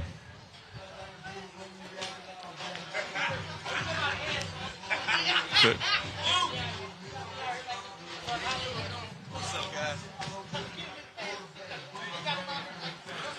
Luke getting shouted out here by Team Woodley. That's Big Lon from High Rollers BJJ in Las Vegas, Nevada. A fine establishment.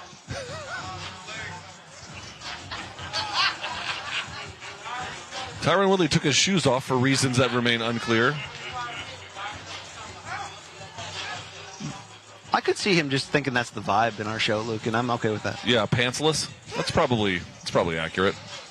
Meanwhile, Amanda Serrano is burning 1,000 calories in this open workout. I thought Frank Gore was doing the most amount of work. No, it turns out Amanda Serrano, of course, is doing the most amount of work. Let me check the Peloton leaderboard. I think she just lapped him right there. Yeah, wow. Exactly. With Jalen Love somewhere in last place. I mean, he barely. Hey, Jalen, he took that body shaming joke well. I'll give him that credit. Okay. Tyron Woodley putting fresh T-shirts on next to us. Mama Woodley's wiping down the sweat here. He's been chosen. Okay, he is the chosen one. He certainly is. We'll see if that brings repeat or does that bring revenge. Emily Arena will be the backdrop. Just a few nights, and here comes the former UFC welterweight champion. Back for round 2 against Jake Paul. It's Tyron Woodley. Let's start on the question I'm sure you're getting all the time. Where were you? That phone rings. The first thing you think is? They sent a smoke signal, so I pulled up. I was on the set of a movie filming a TV show, actually filming a TV show, and then I was randomly on break, and normally we don't have our phones on at all because you're fired on your day off. So I had my phone on silent, but I saw a phone call come through, and then I answered it, and there was some talks about what if this don't happen, would you be? Answer was yes. So, I mean, you had the upper hand, but it sounds like you didn't haggle too much. I mean, well, I didn't need to. We already did it once. I know the opponent very well. We really just needed a yes from me, and they got there really quickly. All right, so here's let me ask you. Takeaways from the first one. We were there. Yeah. You guys sold that fight about as well as I've seen a fight promoted, something like that. I ain't got in his face yet. I'm waiting to. Right. On the other hand, there wasn't a ton of volume from you in the ring. Yeah. I know you've examined that. What is the plan to get more out of that? It wasn't a ton of volume from me. Or him, really. From a boxing standpoint, but from an MMA standpoint, it was more than I was doing in my last fights. So I got to look at the blessing in disguise. I can't just be so hard on myself. I would like to do more volume, and my volume right now. We looked at the strike count from last fight. And then we got to match that every round in training. So every round in training is a conscious thing on my mind to throw more. Not just throw to throw. It's shots that I saw that I could have thrown that I didn't. So just making it make sense. And when he throws punches, making them pay a consequence. Did you have regrets about, I mean, you came close. It was a split decision. Yeah. You could argue that you won, and you have argued that. But did you have any regrets in terms of thinking you may have left something on the table? Round 1 through 3, he didn't hurt me a lot, but he just did it. He didn't do a lot either, but he did more than I did, and it looked like he was busier. So you got to judge a round after the round. You don't judge the whole fight when you see it. If they stopped and they watched the whole fight, and at the end they would have said I won. I'm the only one that made the referee get close. I'm the only one that landed damaging shots. I'm the one that was pressing her back. You know what's funny? I'm saying what I said before the fight. And that's actually what happened in the fight. He backed up. I was pressing him. I was in better shape. And it's going to be the same thing this time. But the first 3 rounds, looking back, hindsight, I allowed him to throw more. Whether I was blocking the slip in or catching, I wasn't throwing back. So it made him look like he was one of those rounds. Going back and when you were in the middle of that fight, what did you learn about Jake Paul that maybe you didn't know before that experience? Nothing. I mean, I knew he was the bully kid on the damn playground, that you try to beat him up to teach him a lesson, but he laughed through it. He did it with Floyd when they took the hat. They beat him up. He was like, ha ha, see, I got your hat. I already knew that. So I just got used to, I remember when I fought Nate Coy a long time ago in Strikeforce. I hit him, dropped him, hit him, dropped him. He was like a zombie. He was going to keep coming back. I knew when I fought Carlos Condit that I was going to hit him. It may not knock him out, but I was willing to keep going. So I already went into that mindset for Jake Paul. He's a younger kid. He hasn't been hit with a lot of shots. You know what I mean? I knew he may have a chin. I knew he had a hard punch. So he didn't really surprise me. He didn't go out there and do some razzle-dazzle techniques that I never saw. He didn't bring anything to the table that I didn't expect. I think for him, I surprised him. They told him I was old. They told him I was washed up. They told him I was going to gas out. They told him after the 4th round is all you. And that's when I took over, actually. How was his power? Do you respect it enough that I respected it when I watched him. Ben Askren got hit by Robbie Lawler, who cooked many guys. So he did not Ben out with MMA gloves on. So when he got knocked out with boxing gloves, of course, I was in the corner. I saw him, just anybody that has a power to just like. Actually, I would compare it to Robbie, to be honest. Robbie had what we call that dumpy power. He didn't have to move a lot. He can just stand there and go, doom, and hit you with a punch. You got to respect that. Boxers have a lot of say over things in their career, like who's the referee. Yeah. And I noticed you playing with the ropes there. Yeah. I went back and I watched the first fight. There's a clear, what do you want to call it, an underhook of the ropes, basically? He was under the first one, laying on the second one, hooking the third one, and sitting on the 4th one. Yeah, so he really needed that. Are you and your team paying attention to who's reffing, how tight the ropes are, any of those kinds of things? Floyd's all over that kind of stuff. I didn't know we had boxing is new to me. And people may not have known that from the first fight. I fought 8 rounds. I was ready for 12. I went out there and I took a deep breath and I was out there like a veteran. But at the end of the day, I'm new to it, so I don't know that you have a say-so on all those things. I try to talk to the commission that morning because, I do this walkthrough every time. And the damn ropes was the back of my head, back of my neck, the top rope. And I asked him about it. And then we actually had the 2nd and 3rd rope tightened because it was so loose. Look at the fight. I brought him back to me. So when I hit him, he went through the ropes, and it was almost like WWE. He came back to me, and then I landed that second punch. So looking at it, just poise and just knowing when you got somebody hurt and knowing how to pick your shots and just putting it together a little bit better. Is he does Jake Paul, and let's give him credit for what he's built through 4 fights, people care. They cared about the first one. Now, they care when I about knock this him out one. once and beat him again, they gonna forget about this whole. Do you think a loss kills everything he built? Is this like absolutely? Nah, it's people. He like Tekashi 6ix9ine. People gonna still fuck with him no matter what because we've been bored. We've been in the house in pandemic. We just getting back outside. He gives them something to watch. He gives them something to talk about. When you hate somebody so much you want to see him lose and you never met him, you never shared the same breath with him, or you like him because he does it on purpose. He's smart. I'm giving back to the boxing foundation, but I'm going to do this and make you mad. Like you don't know what to feel about him. So as long as people want to see something happen to him, to beat up or to win, he's going to have people watch him. So, all right, I got to see if this tattoo's for real. Is this almost done? Is a real Shit. deal? Was it like one of those like carnival tattoos that doesn't last that long? man. You know, I purposely did it as kind of like trolling a troll because anybody who had a tattoo on the inside of their hand or a tattoo artist. Yeah, can you show the camera what your inside of your hand looks like? No, the inside. I'm gonna show the outside. Yeah. Showtime. He told me to do it. Fire him. No, I ain't gonna get my dog fired. There we go. But basically, I did it on purpose, and I put it on the opposite, the finger that meant the opposite of love. So I put I love Jake Paul on that finger, but I knew it was gonna wear down. You know, taking showers, washing your hands, boxing, battle ropes, turf. You know what I mean? I put it in place because I don't want to walk around with his name on me for the rest of my life. But I agreed not to have it removed. I agreed to have it permanent. Okay. Well, 500. And I never thought I lost a fight anyway, so I wasn't super psyched up about getting it. It wasn't something I mapped out and had all this real quickly hard work into it. Did I hear Dean Thomas is going to be here this week? Is that true? Maybe. You're going to be in your corner? Yeah. Oh, now what was the... Dino, what's up, my dog? We got to do it again. Everyone loves Dean. I know you've been with him a long time, but last time he was not a part of the process. Yeah, Dean was busy, and I respect his craft. You know, we was talking about him getting behind the desk for a long time. You know, I talked to him about it. I'm not taking credit. He's an expert at what he does. And I said, man, you ever thought about doing, the analyst work? And he said, yeah, I thought about it. He just didn't really know how to get into it. And when he started doing the Dana White Look for a Fight, some of the same producers do some of the stuff for, behind the stage for the UFC stuff. And then he did his audition, smashed and knocked it out the park, and now we see him as a regular. So he was having moments where he was doing that. He was doing different podcasts, and he was busy. But he came out to the training camp last time. We did a little piece there. We talked. We chatted. I don't need to talk and hear from Dean every 5 minutes. You know what I mean? Our relationship is, that's forever. Right. Yeah, but he'll be here. He'll be here. I needed his calmness. Him and GT are very similar. And very similar. He tells it to you straight? Yeah. He tells it to you straight. And I need his calmness, and he knows me better than anybody. He knows when I'm slacking. He knows when I'm turning up. And I kind of missed him the last time around, so this time I hit him up. He said, I had something going on this weekend, but I'll see you there. 10 seconds or less. If you knock out Jake Paul, there's a $500,000 clause. 10 seconds or less. No, I'm saying we got to wrap up. Cool. But I'm saying, what are you going to do? That's money in the bank. What are you going to do with that money right there? Shit, I'm going to go buy a Bugatti.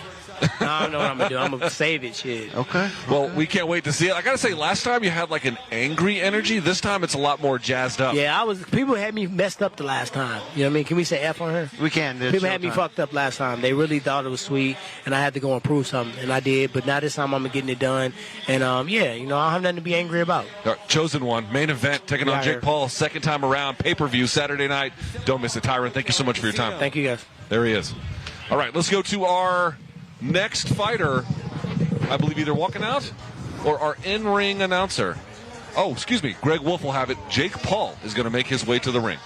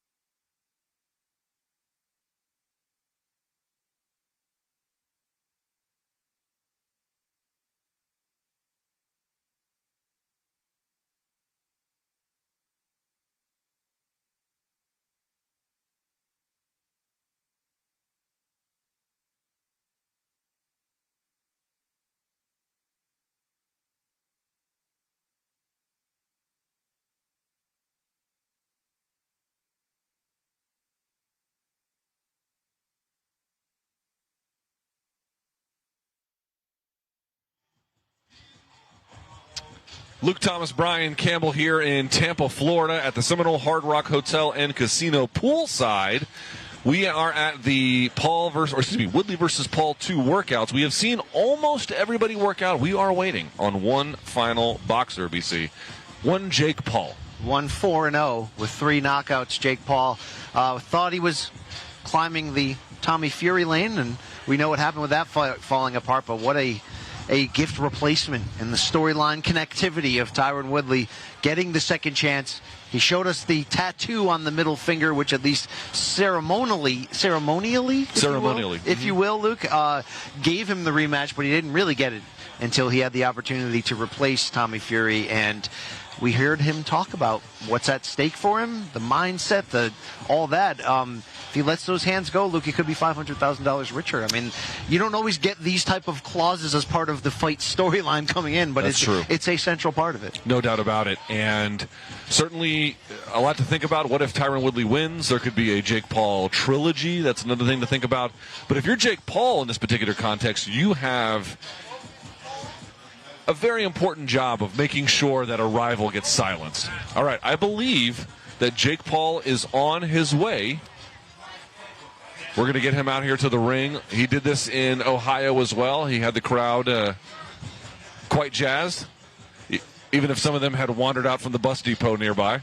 And there's still a lot for him to prove, though. We can't overlook that. You know, Jake Paul looks back and he's happy he got the close split decision win in August over Tyron Woodley, but he also realized he went through some hard moments in that and had to learn some things and realize he's got to work even harder than he already is. And he got an opportunity to not take an L, but still get lessons to learn.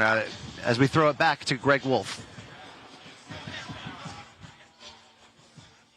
All right, Seminole Hard Rock Hotel and Casino, hailing out of Cleveland, Ohio, training in Puerto Rico.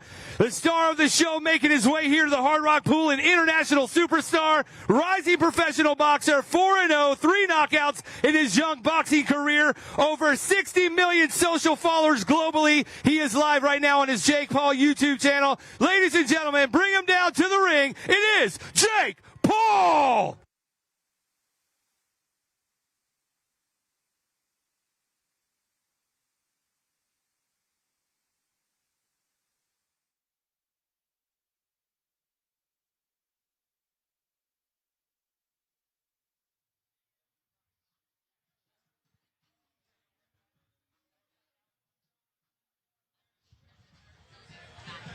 If they made a pound-for-pound rankings of who were the best boxers on this card, the lady sitting next to us is going to be number 1 by a considerable mile. It's Amanda Serrano. Hi, Amanda. How are you? Hi. Thank you. Out there, you know what? We were saying to this. Frank Gore worked out a little bit. You worked out a lot. I know. Well, I needed to get my workout in, so I finished it here. Do you have to, do road work just to manage your weight?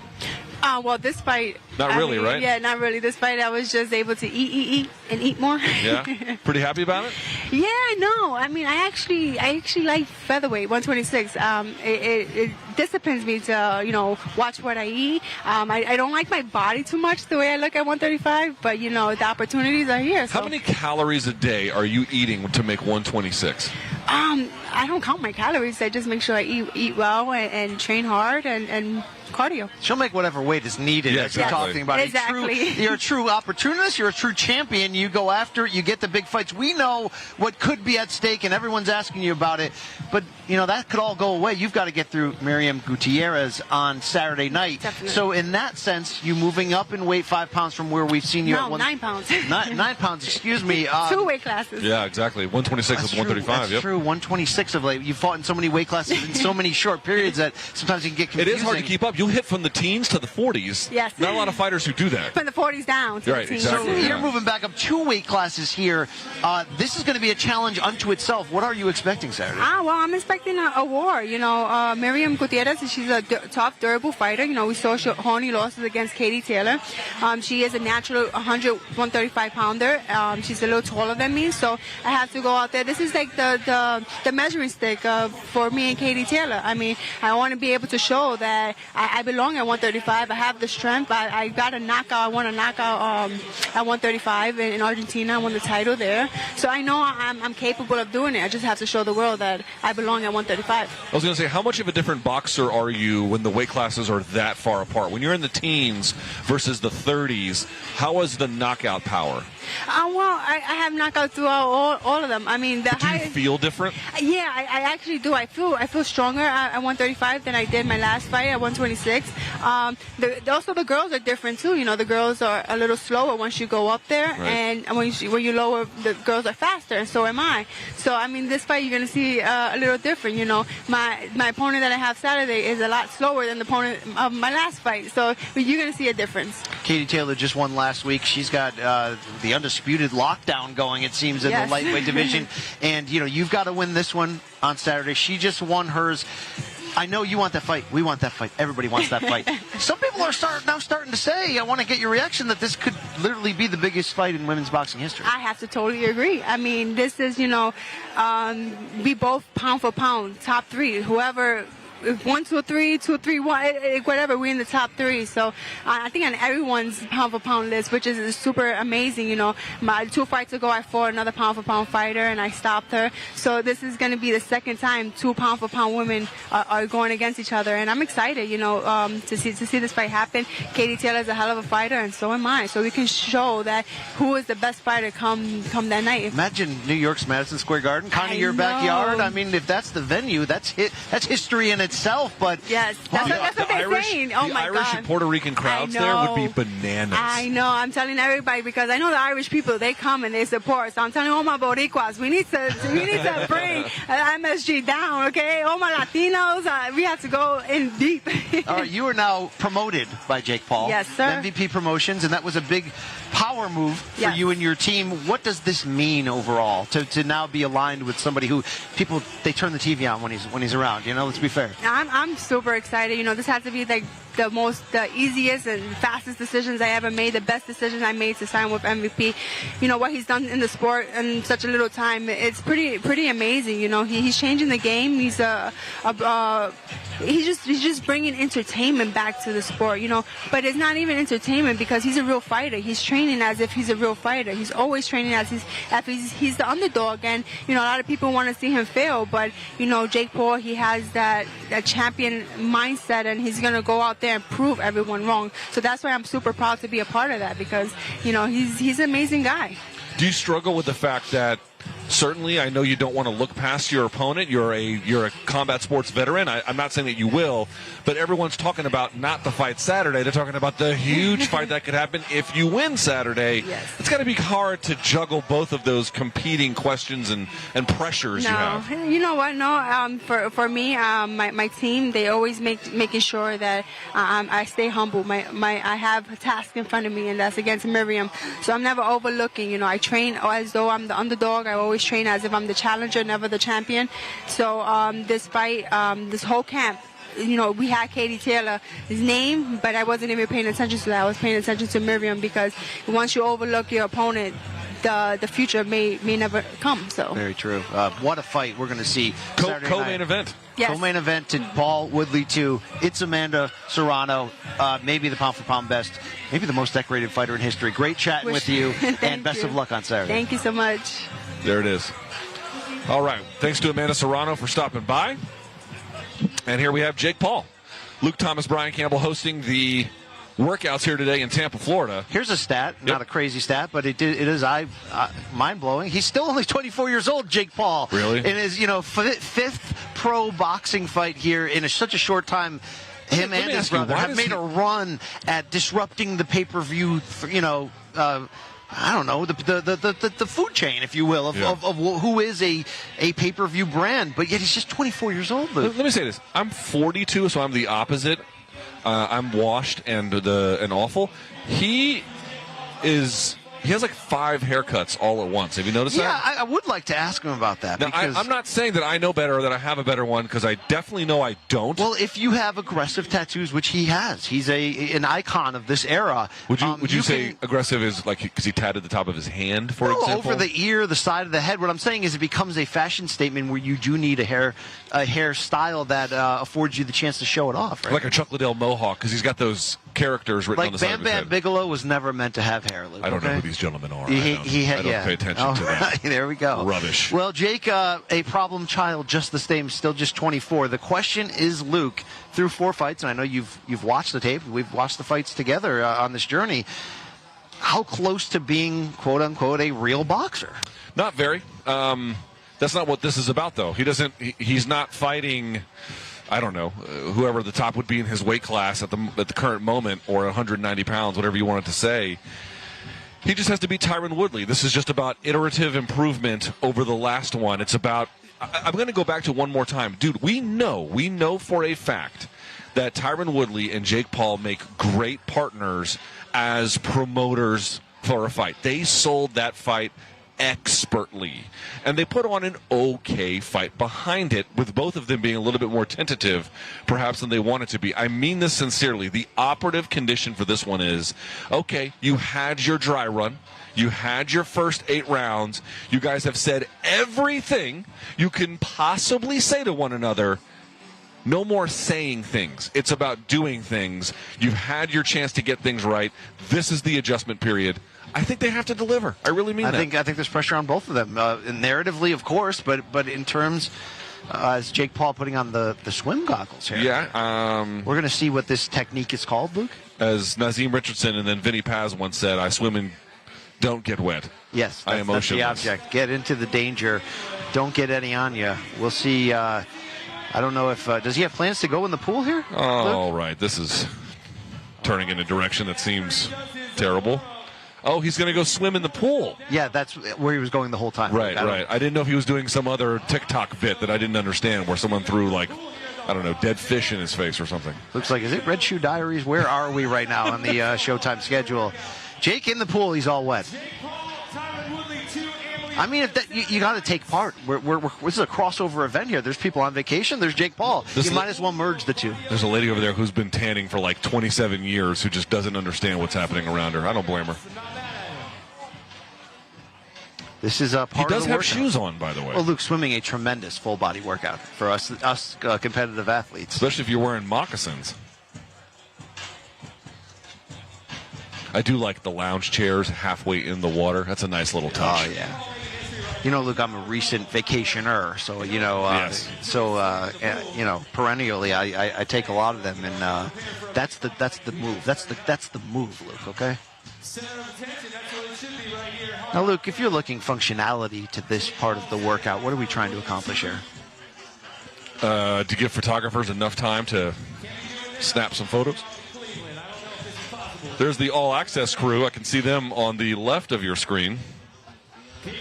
And, of course, we'll be following both fighters all week, getting our All Access daily updates. You can catch those, of course, here at youtube.com for the Showtime Sports account. They're going to have, I watched the first 2 that they had already. Pretty good. Again, though, don't you agree? I mean, what else could these two possibly say to each other? They've done, I mean, they literally almost fist fought over one of their moms. Like, I mean, what else is there to say? Mama Woodley, though, still wait, is he going to go talk to the lovely young women who have been... No, this does not look staged. This is real. Yeah, this is definitely not staged. I want to be very clear about it. Security team, they've been in the gym. It's good to see.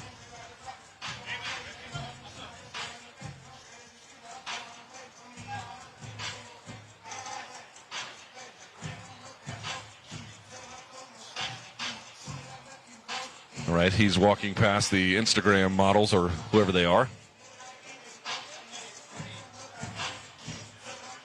This is Jake Paul's show, and that's what people come to see, love him or hate him, and he'll accept pay-per-view purchases from both sides, Luke, as a true promoter and understander of what to do in this business to get your name out there and get people to care in some level of emotion, and he's done that. And this should not be an easy fight either way on Saturday night. So as far as replacements go, we talked about it. Isak Cruz was a nice replacement for Gervonta Davis on Showtime pay-per-view. This ain't bad either. Yeah, imagine if Isak Cruz had a full fight to warm up. You know what I mean? How different would that have been potentially? Here's Jake Paul, still doing whatever he's doing. He might come around and talk to us. He probably should. I'll play Marco Polo with him. The exit is to your right. You can find that at any point in the broadcast. And he's now going to go do a media scrum. So that was it. A little bit of spectacle. He did, last time he did the bit where his trainer put his feet on his hips. Yes. And then did like the airplane thing that I do with my 2-year-old daughter. You know what I'm talking about? But it apparently works. Far be it for me to question it. I'd like to get a trainer to do that. Yeah, I mean that's got to work the core a little bit, Luke. Maybe at Morning Combat we can do that for each other. It'd be a fun you thing. See Jake commanding the center of the media scrum. Good media turnout for this event, as we mentioned. Luke, you've got. I mean, are they coming from boxing? Are they coming from MMA? Are they coming from TMZ? I mean, you get them all. He's still wearing his goggles. That's a bit, huh? Yeah. Is that a funny bit? I don't know if it's a funny bit, but it's a bit. There's a thing with you in the color pink in Florida, Luke. It goes together perfectly. I agree with that. By the way, again, you can maybe like or dislike some of the composition, but you asked about it previously. The technical application of the tattoos he has there are excellent. And his technical application of the sweet science, Luke, is coming along. It's coming along. That's right. I did some tape study on that. I'm going to reveal some things that I saw about it subsequently here. You can check this out at youtube.com/Morning Combat. There were some lessons I took from the first fight from the tape. What are you doing, a resume review Jake Paul style? Not exactly. I'm not trying to curse him, as some of the folks might know. But no, I do. Listen, we watched the first time live, and I think we were just... I'll tell you, I'll be honest about it. I was so focused on when the action was going to break out, I missed how they were actually fighting one another. So in going back through the details, I wanted to see what strategic applications and ideas were they implementing, and they definitely were. They definitely each had their own sensibility about things. For Jake Paul, jab heavy. Very, very jab heavy. His best work came behind the jab and then some of the blitz as well. He's got the size advantage, and while I think we could make a case, and we have, that both guys, there was more they could have done, and that fight could have gone further in their direction, either way. It was a close fight. It was a split decision. Jake's size advantage is a key part of this. He's the guy almost making Tyron Woodley come up a little bit. I know it's closer. But I didn't feel like Tyron was physically overmatched. No, but he has the reach and the height, and he uses it. Meaning, look, sometimes, you want to just see outright brawls in this fight, in these type of fights, these crossover celebrity fights. But Jake's taking it seriously. He's taking the craft seriously. So he's going to give you more of a boxing look. And I think that we certainly need him to know when to turn, for his own good, to know when to turn into fighter a little bit more. But if Woodley can't get inside and Jake can find success at sustaining you with his jab alone, he'll do that, Luke. He is not afraid to use the boxing side of that and just figure out a way to control you, and that's going to that's the double onus on Woodley any way. I mean, Jake's the bigger name. Woodley's got to literally swing for it. He's got to go after it to win this. And Jake does have some physical advantages that can help him try to defend that if he moves his head enough, Luke. If he does some things where there were some openings and Woodley did catch him, let's give Woodley credit. Round 4, he put it on Jake. Yeah, I'm going to do a video on this. Hopefully I can get it out sooner rather than later. There was definitely some things both guys did well, for sure. But there was definitely some things both guys did not do so well. The question is, how repeatable are those mistakes under duress? I guess we're going to have to find out. By the way, he said something Jake Paul did in the 2 all-access videos that have been out already. He said he sort of framed it as a goal, that he wants to push this YouTube boxing thing far enough to make in the sport $250 million over time. Now, that would require fighting someone like a Mayweather or a McGregor, or he was here today, a Diaz brother, yes. It would require something like that. It actually would require a couple of those, I'm guessing. But you know what? I think it'd be a little silly to dismiss him. That's certainly ambitious. What's the one thing everyone that is around him says, right? Whether it's like an Amanda Serrano or a Jay Leon Love or anybody, from our world in the fight game that comes across him, he takes this super seriously. He better. Luke. Super serial. Super serial. He better. And that's a testament, because if he was looking to be a little bit more of a brawler, he could be found out easier by guys who have, some boxing experience, but obviously, again, where he's at 4 fights in, he's not going in and fighting ranked, legitimate guys. We're not expecting that of him. But his ability, Luke, for this genre to be fairly darn skilled, and he has youth and aggression and decent athleticism. He has, maybe he's going about it the right way, we can say, in terms of hoping that he can go on that type of run to produce that money. He'll have to win some tough fights to keep this business. I mean, it's not that he can't lose one. You can lose one, run it back, and get a rematch, and it could be even bigger. There's ways to do things, but he knows the pressure's on him, meaning where everyone assumes if he loses one, it's over. So I thought he's managed that. Obviously, we want to see him continually step up the matchmaking, and he's done that in a certain order. But I think, Luke, that technical backdrop, the foundation that he's building now, is going to help that be possible, if it is possible. We'll see. Sometimes guys just hit a ceiling, and that's as good as they're going to get. I mean, here's where I'm at. I remember when heavyweight Seth Mitchell was coming up. Yes. So Seth Mitchell was a guy who played a linebacker at Michigan State and was an All-American, I think, for at least one season, if not a couple, and then decided to make his way into heavyweight boxing. But, of course, by the time he got in, he was 24 or later, right? He wasn't very young. And he got pretty far, right? I think he accumulated double-digit, even maybe 20 wins or so. He became a somewhat featured cable TV fighter. The problem was when he had to start fighting the real challenges in his division, the whole thing completely fell apart. How does Jake Paul avoid that? I candidly don't have a good answer for you. Well, but maybe the question is, does he even have to go that path? Inevitably, he's going to have to go that path. What is that path? The path where you have to get into a real war and endure and survive. He hasn't had that yet. He's had fights where he's gotten the knockout as the aggressor and just dominated. He's had fights that were tense, and he's finished them, and then now he's had a fight where he had some tough moments against Woodley in the first one, but did enough to close it out without having an oh crap moment or without getting caught. A near knockdown, of course, in round 4, but he's got to. I think he's got the right intangibles to try to pull this off. That's why I think he's overexceeded in certain ways in terms of how much he's adapting to the sport and the technical side. But Luke, we're not going to really know, and he's not going to really know what he's really made of until someone a little bit higher in class from what he's fighting right now can get him into a war, and we'll see, can he get off the canvas, because he may need to at some point, like all fighters inevitably have to do to try to get a big win. I think that is the unknown element of Jake that really makes it hard to say how far can he go, because until we find that out, we don't know. We don't really know. Also, I'll say this: I don't know if a Conor McGregor boxing match is ever going to happen, and if it did, what kind of money it would pull. I don't know.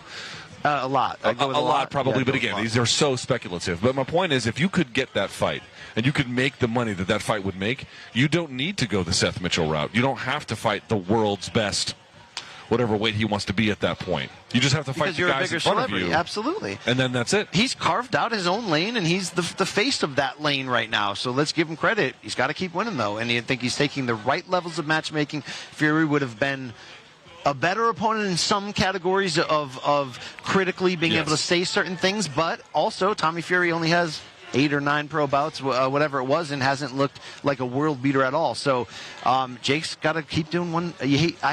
Luke, I hate when people say one fight at a time, one game at a time. We don't look to the future. Everybody looks to the future. He can't. He's got to take this one fight at a time and keep, Do you think if Woodley smokes him, which however likely that may be or unlikely, you decide, if he does it, theoretically, there's got to be an immediate trilogy, right? Because that's drama, and you're selling something that's very real here, but you're selling the characters being people that know how to entertain, and that's a narrative right there, right? If he loses this second fight, especially where Jake would lose it as the bigger name and the big, the betting favorite and all that, the idea of can he come back and do it and redeem himself, that's Rocky movie like, Luke, okay? Bro, how do we work for Showtime and then Jake Paul's talking to the other media outlets first? Because he's a man of the world. He did want to give everybody, I don't know, Luke, maybe nobody told him.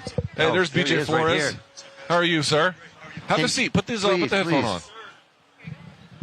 A very decorated boxer in his own time. Let's welcome in here, right here, BJ Flores, the lead trainer of Jake Paul heading into Saturday's rematch against Tyron Woodley. We talked about that as replacements go, Woodley's pretty darn good for marketing, for entertainment side. What about for preparing a second time?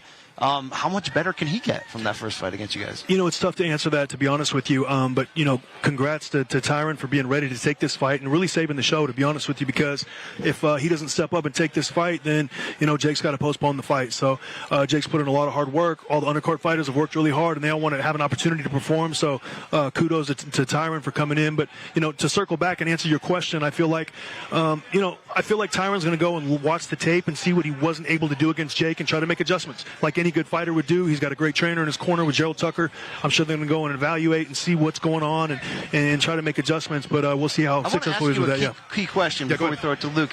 In terms of Tyron's performance in that first fight, in your opinion, with Team Paul, did he not throw enough punches because he's too old, because the strategy was just off, because he was trying to maintain his stamina for the full 8 rounds? What do you think? Because it seemed like there were openings where if he had put on more pressure, it could have been interesting. A little bit of everything you just said. To be honest with you, he'd never been 8 rounds in the boxing ring. Very different from doing it in the cage. And, congrats to him to be able to do that. Also, the timing's a lot different. Also, he was getting counterpunched by Jake. When he got closer, he was getting hit with jabs, check hooks. He was getting hit to the body. A lot of different shots he was getting hit with that the untrained eye might not see. But he was smart. He was trying to be careful, trying to pick his spots. He ran out of time, didn't have enough time, but he wasn't able to put himself in position to land the shots he wanted, and you got to give credit to Jake for that, because he's landed them on a lot of other people. Why did Jake get clipped with that big shot? When you've gone back and you've looked at the tape, what mistake did he make there? It was a good shot. So Jake was hitting him with that check hook a lot off of Tyron's right hand. Tyron would shoot the right hand, Jake would shoot that left hook. Tyron would shoot the jab, Jake would shoot the left hook. Well, Tyron taunted a shot, and then Jake checked him with the hook, was a little off balance, and he clipped him right on top of the head. So it was kind of a shot where Jake shot, he was off balance already, and Tyron hit him and pushed him back. I don't think Jake was necessarily hurt, but it looked good, though. It looked, Tyron won the round on the shot. He pressed forward. But if you remember in that same 4th round, Jake caught him with a good hard overhand right at the end of the round that really stood Tyron up. And if you watch Tyron before, when he gets hurt, that's what he does. He stands straight up like that, and that's exactly what Jake did to him. So he's still got to be careful. Jake Paul himself there is right behind you. Behind you. Yes, sir. Here he is. Jake Paul. Jake Phelps. There he is.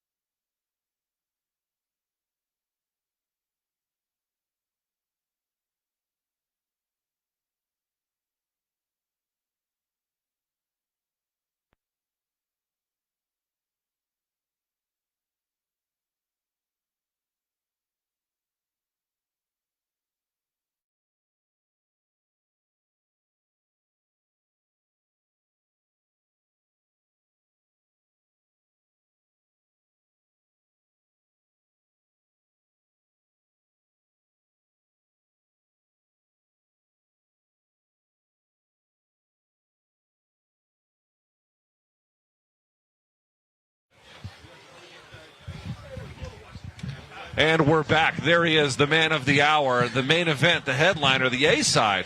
It's with glasses, or with, I should say, goggles. It's Jake Paul. Hi, Jake. Jake Phelps. What's the inspiration there? Man, I'm doing my open workout. That's all it is.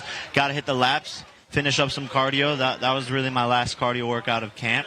I took advantage of the pool being right there. We swam a lot in this camp, so I decided to hit it on the open workout. Why not? With shoes? Yeah. It makes you a little bit heavier, so it makes it a little bit harder to swim. Coach D told him that. Oh, that's right. That's right. Shout out to Coach D. I want to get to Tyron Woodley in a second, but Tommy fumbled. Tommy Fury. Is this the last we'll ever speak his name? What's going to happen now? Yeah, I don't think a fight between us will ever happen. I don't want to give him the opportunity. He had his shot, and I'd like to see him have to fight 20 more times to even get the same payday that he was going to get against me. So sorry, Tommy, but it's not going to happen. How much did he haggle you before all of this fell apart anyway? He wasn't really haggling me at all, not that I saw. I was more so bickering back and forth with Tyson. But didn't you put out a video being like, Tommy, you're about to fumble the bag. This is the most important decision of your life? That's because he was scared to sign the contract. We were negotiating, and I was like, yo, I'm not giving you any more money. Well, this is one of those rare late replacement, where you're it saved the fight, so shout out to Tyron Woodley for that. but this could be a very interesting and very different fight from the first one, August 29th. Do you expect this to be more difficult than the split decision you guys had over 8 rounds? I don't expect it to be more difficult, mainly based on my skills having improved so much since the last fight. I've sparred close to 200 rounds and gotten a lot better. You know, I'm early in my career, so the amount that I could change in between fights is still massive. You know, going from my 4th fight to my 5th fight, I've gotten so much better, and I went into camp with a chip on my shoulder because I wasn't happy with my performance last time. Biggest thing you learned after 8 rounds, when you were back in that locker room and you thought, okay, I got that under my belt, what was it? It was just stay calm, stay focused, stick to the game plan. Don't worry about what happens. You know, it's boxing. You're gonna get hit. You're gonna get tagged. Keep going. You know, stay calm. That was the biggest thing. But having actually done it now, I have a lot more confidence going into this fight. I've never even been hit with a 10-ounce glove in a fight, a professional fight. So Tyron was the first person to actually punch me. My first 3 opponents didn't land a punch. So that was my first time even feeling what it was like to, you know, get hit with a 10-ounce glove. Great learning experience. Got buzz in the 4th round, no problem. Going 8 rounds, my cardio is good but can be better. It's all improvements, you know. And if I would have went in there and just knocked them out, I wouldn't have gotten as good as I am now because I wouldn't have been as hungry to make improvements in camp. You play such a big role in the marketing and promotion side, and that's a key part of your success, and we give you all that credit. But because of that, you can't always just look at just your opponent, just Tyron Woodley in this rematch on Saturday. You've got to be looking ahead at planting seeds for potential opponents. I mean, Nate Diaz is running around. Anyone could be your potential next opponent. Does that ever get in the way of preparing for the task at hand? Could you be distracted heading into this Woodley rematch? Not at all. Not at all. You plant seeds for the future. And when you are so confident in your ability, there's only one outcome here. I'm going to win. Period. You know? So I'm going to look ahead 100%, and I'm that confident in my preparations and in my training and my team behind me. We're going to win the fight. So might as well plan the game, the roadmap moving forward. That's what I've done this whole entire time. You know, calling out big names since the jump. You know, we had Tyron just here. He actually, this is true, he rated your power as similar to Robbie Lawler. So let me reverse the question. How would you rate his power? Like a 4 out of 10.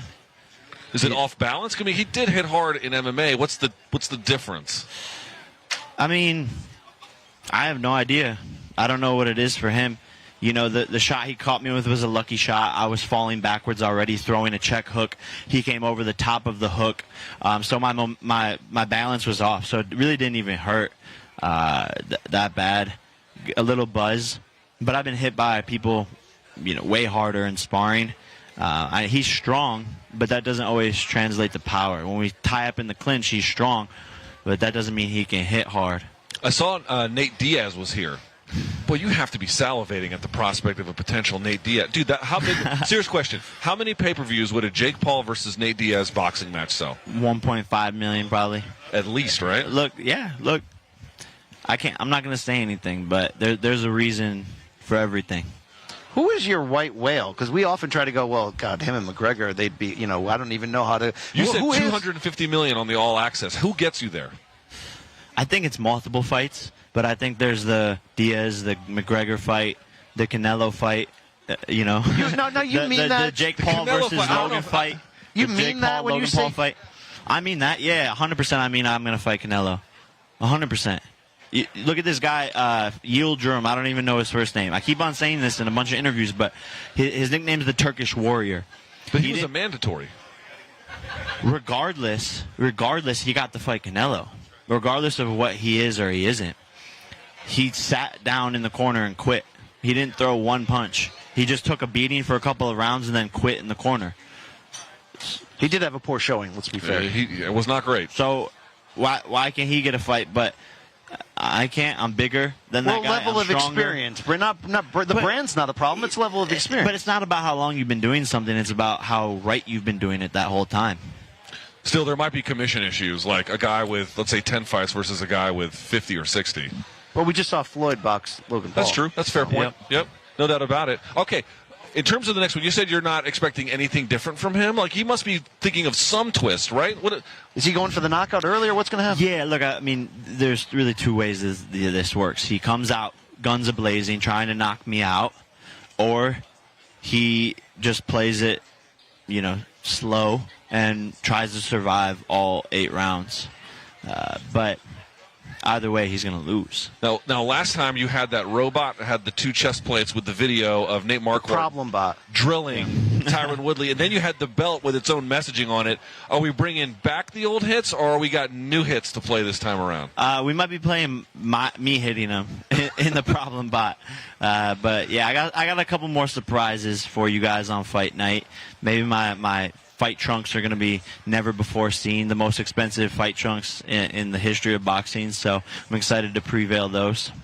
We can't. It hit the floor. He mentioned a fight against Logan Paul. Are you guys really still talking about this? Because that would get a different. You want to talk about pulling the casual fan? That's some casual fan stuff right there.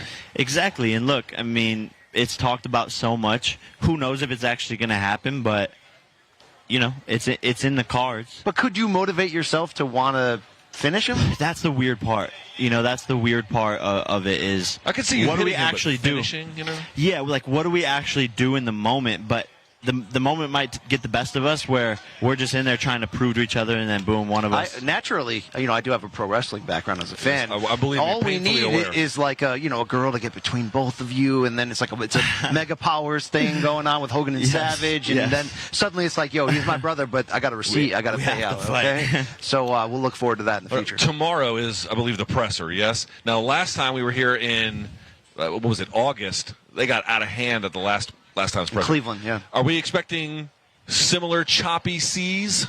No. Look, I'm chill. I'm chilling. I have no. You both have different vibes this time around, by the way. Both you and him. He's got a breezy, happy-go-lucky attitude, and even yours is a little bit more dialed in. Yeah, calm. I'm just way more calm. Like my friends have been saying, you're in Zen mode. This is what I do now. I've been so active. I already beat this guy, whatever, chop it up to the game. I'm so confident my training had the perfect training camp, whatever. But tomorrow when I see him at the press conference, no bad blood. I'm sure there's going to be shit talk and words exchanged, but I don't need to get into any altercations or anything like that. Bro, I don't think his tattoo, it's coming off. Have you seen it? I haven't even seen him. I think it's the tattoos that they get at the carnival or whatever that stay on for 60 days or something. Yeah. Look, smart play. Smart play, but he still does have "I Love Jake Paul" tattooed on him, which is pretty embarrassing for a grown-ass man. Is this $500,000 bet or part of the? It's a clause in the contract that if he knocks you out, he gets $500K bonus. Is that a self move to motivate yourself? Is that like I'm going to outsmart everybody by doing this to myself? Yeah, 100%. There's a lot of different ways to look at it. First and foremost, there's rumors going out that my fights aren't real and that they're rigged and that I have no knockout clauses where my opponent can't knock me out. And it's absolutely untrue. We've always incentivized my opponents with money to knock me out. And that's what we're doing here. So Tyron gets $500,000 contractually if he can knock me out. And yeah, does it have to be KO or does a TKO count? Shit, I didn't read the fine print. But he has to stop you, basically. Yeah. But it's like, okay, you go to play someone one-on-one basketball, right?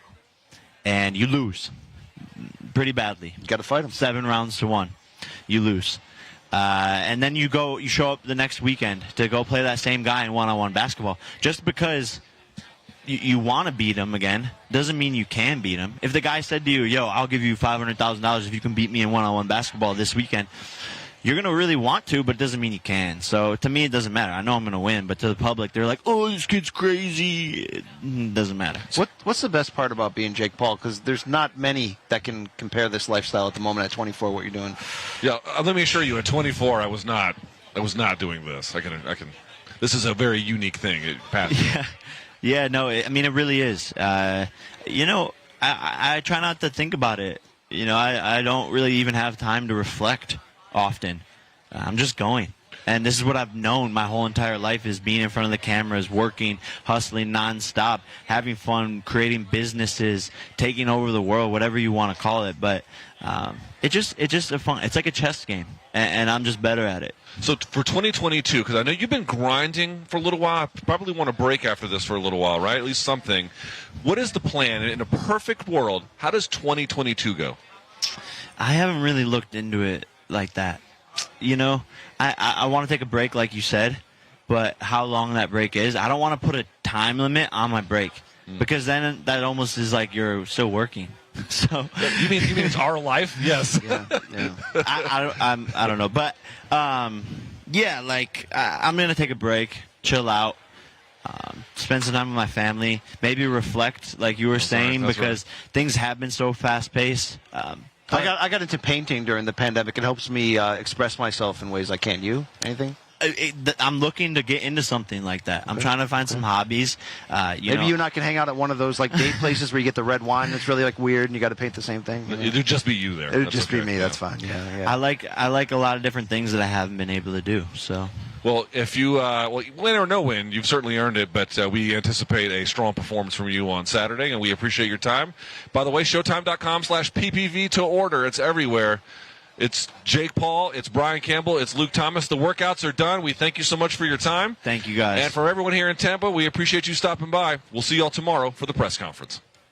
Jake Paul has announced Tommy Fury has an injury, and Tyron Woodley has stepped in. I fought with a broken nose. I fought sick. Get the fuck over it. This is boxing. Tyron was the immediate go-to. Last fight was massive, and there was unanswered questions. The action underway. He was trying to end me the whole entire time. He did try to knock me out. He had me on the ropes. Oh, and Paul gets rocked by Woodley. Why didn't you? Oh, can't. Jake Paul versus Tyron Woodley 2. Leave no doubt. I didn't knock him out the first time. I'm coming back, and I'm getting that crazy W, the crazy highlight reel knockout. I can do it, and I don't give a fuck what anybody says.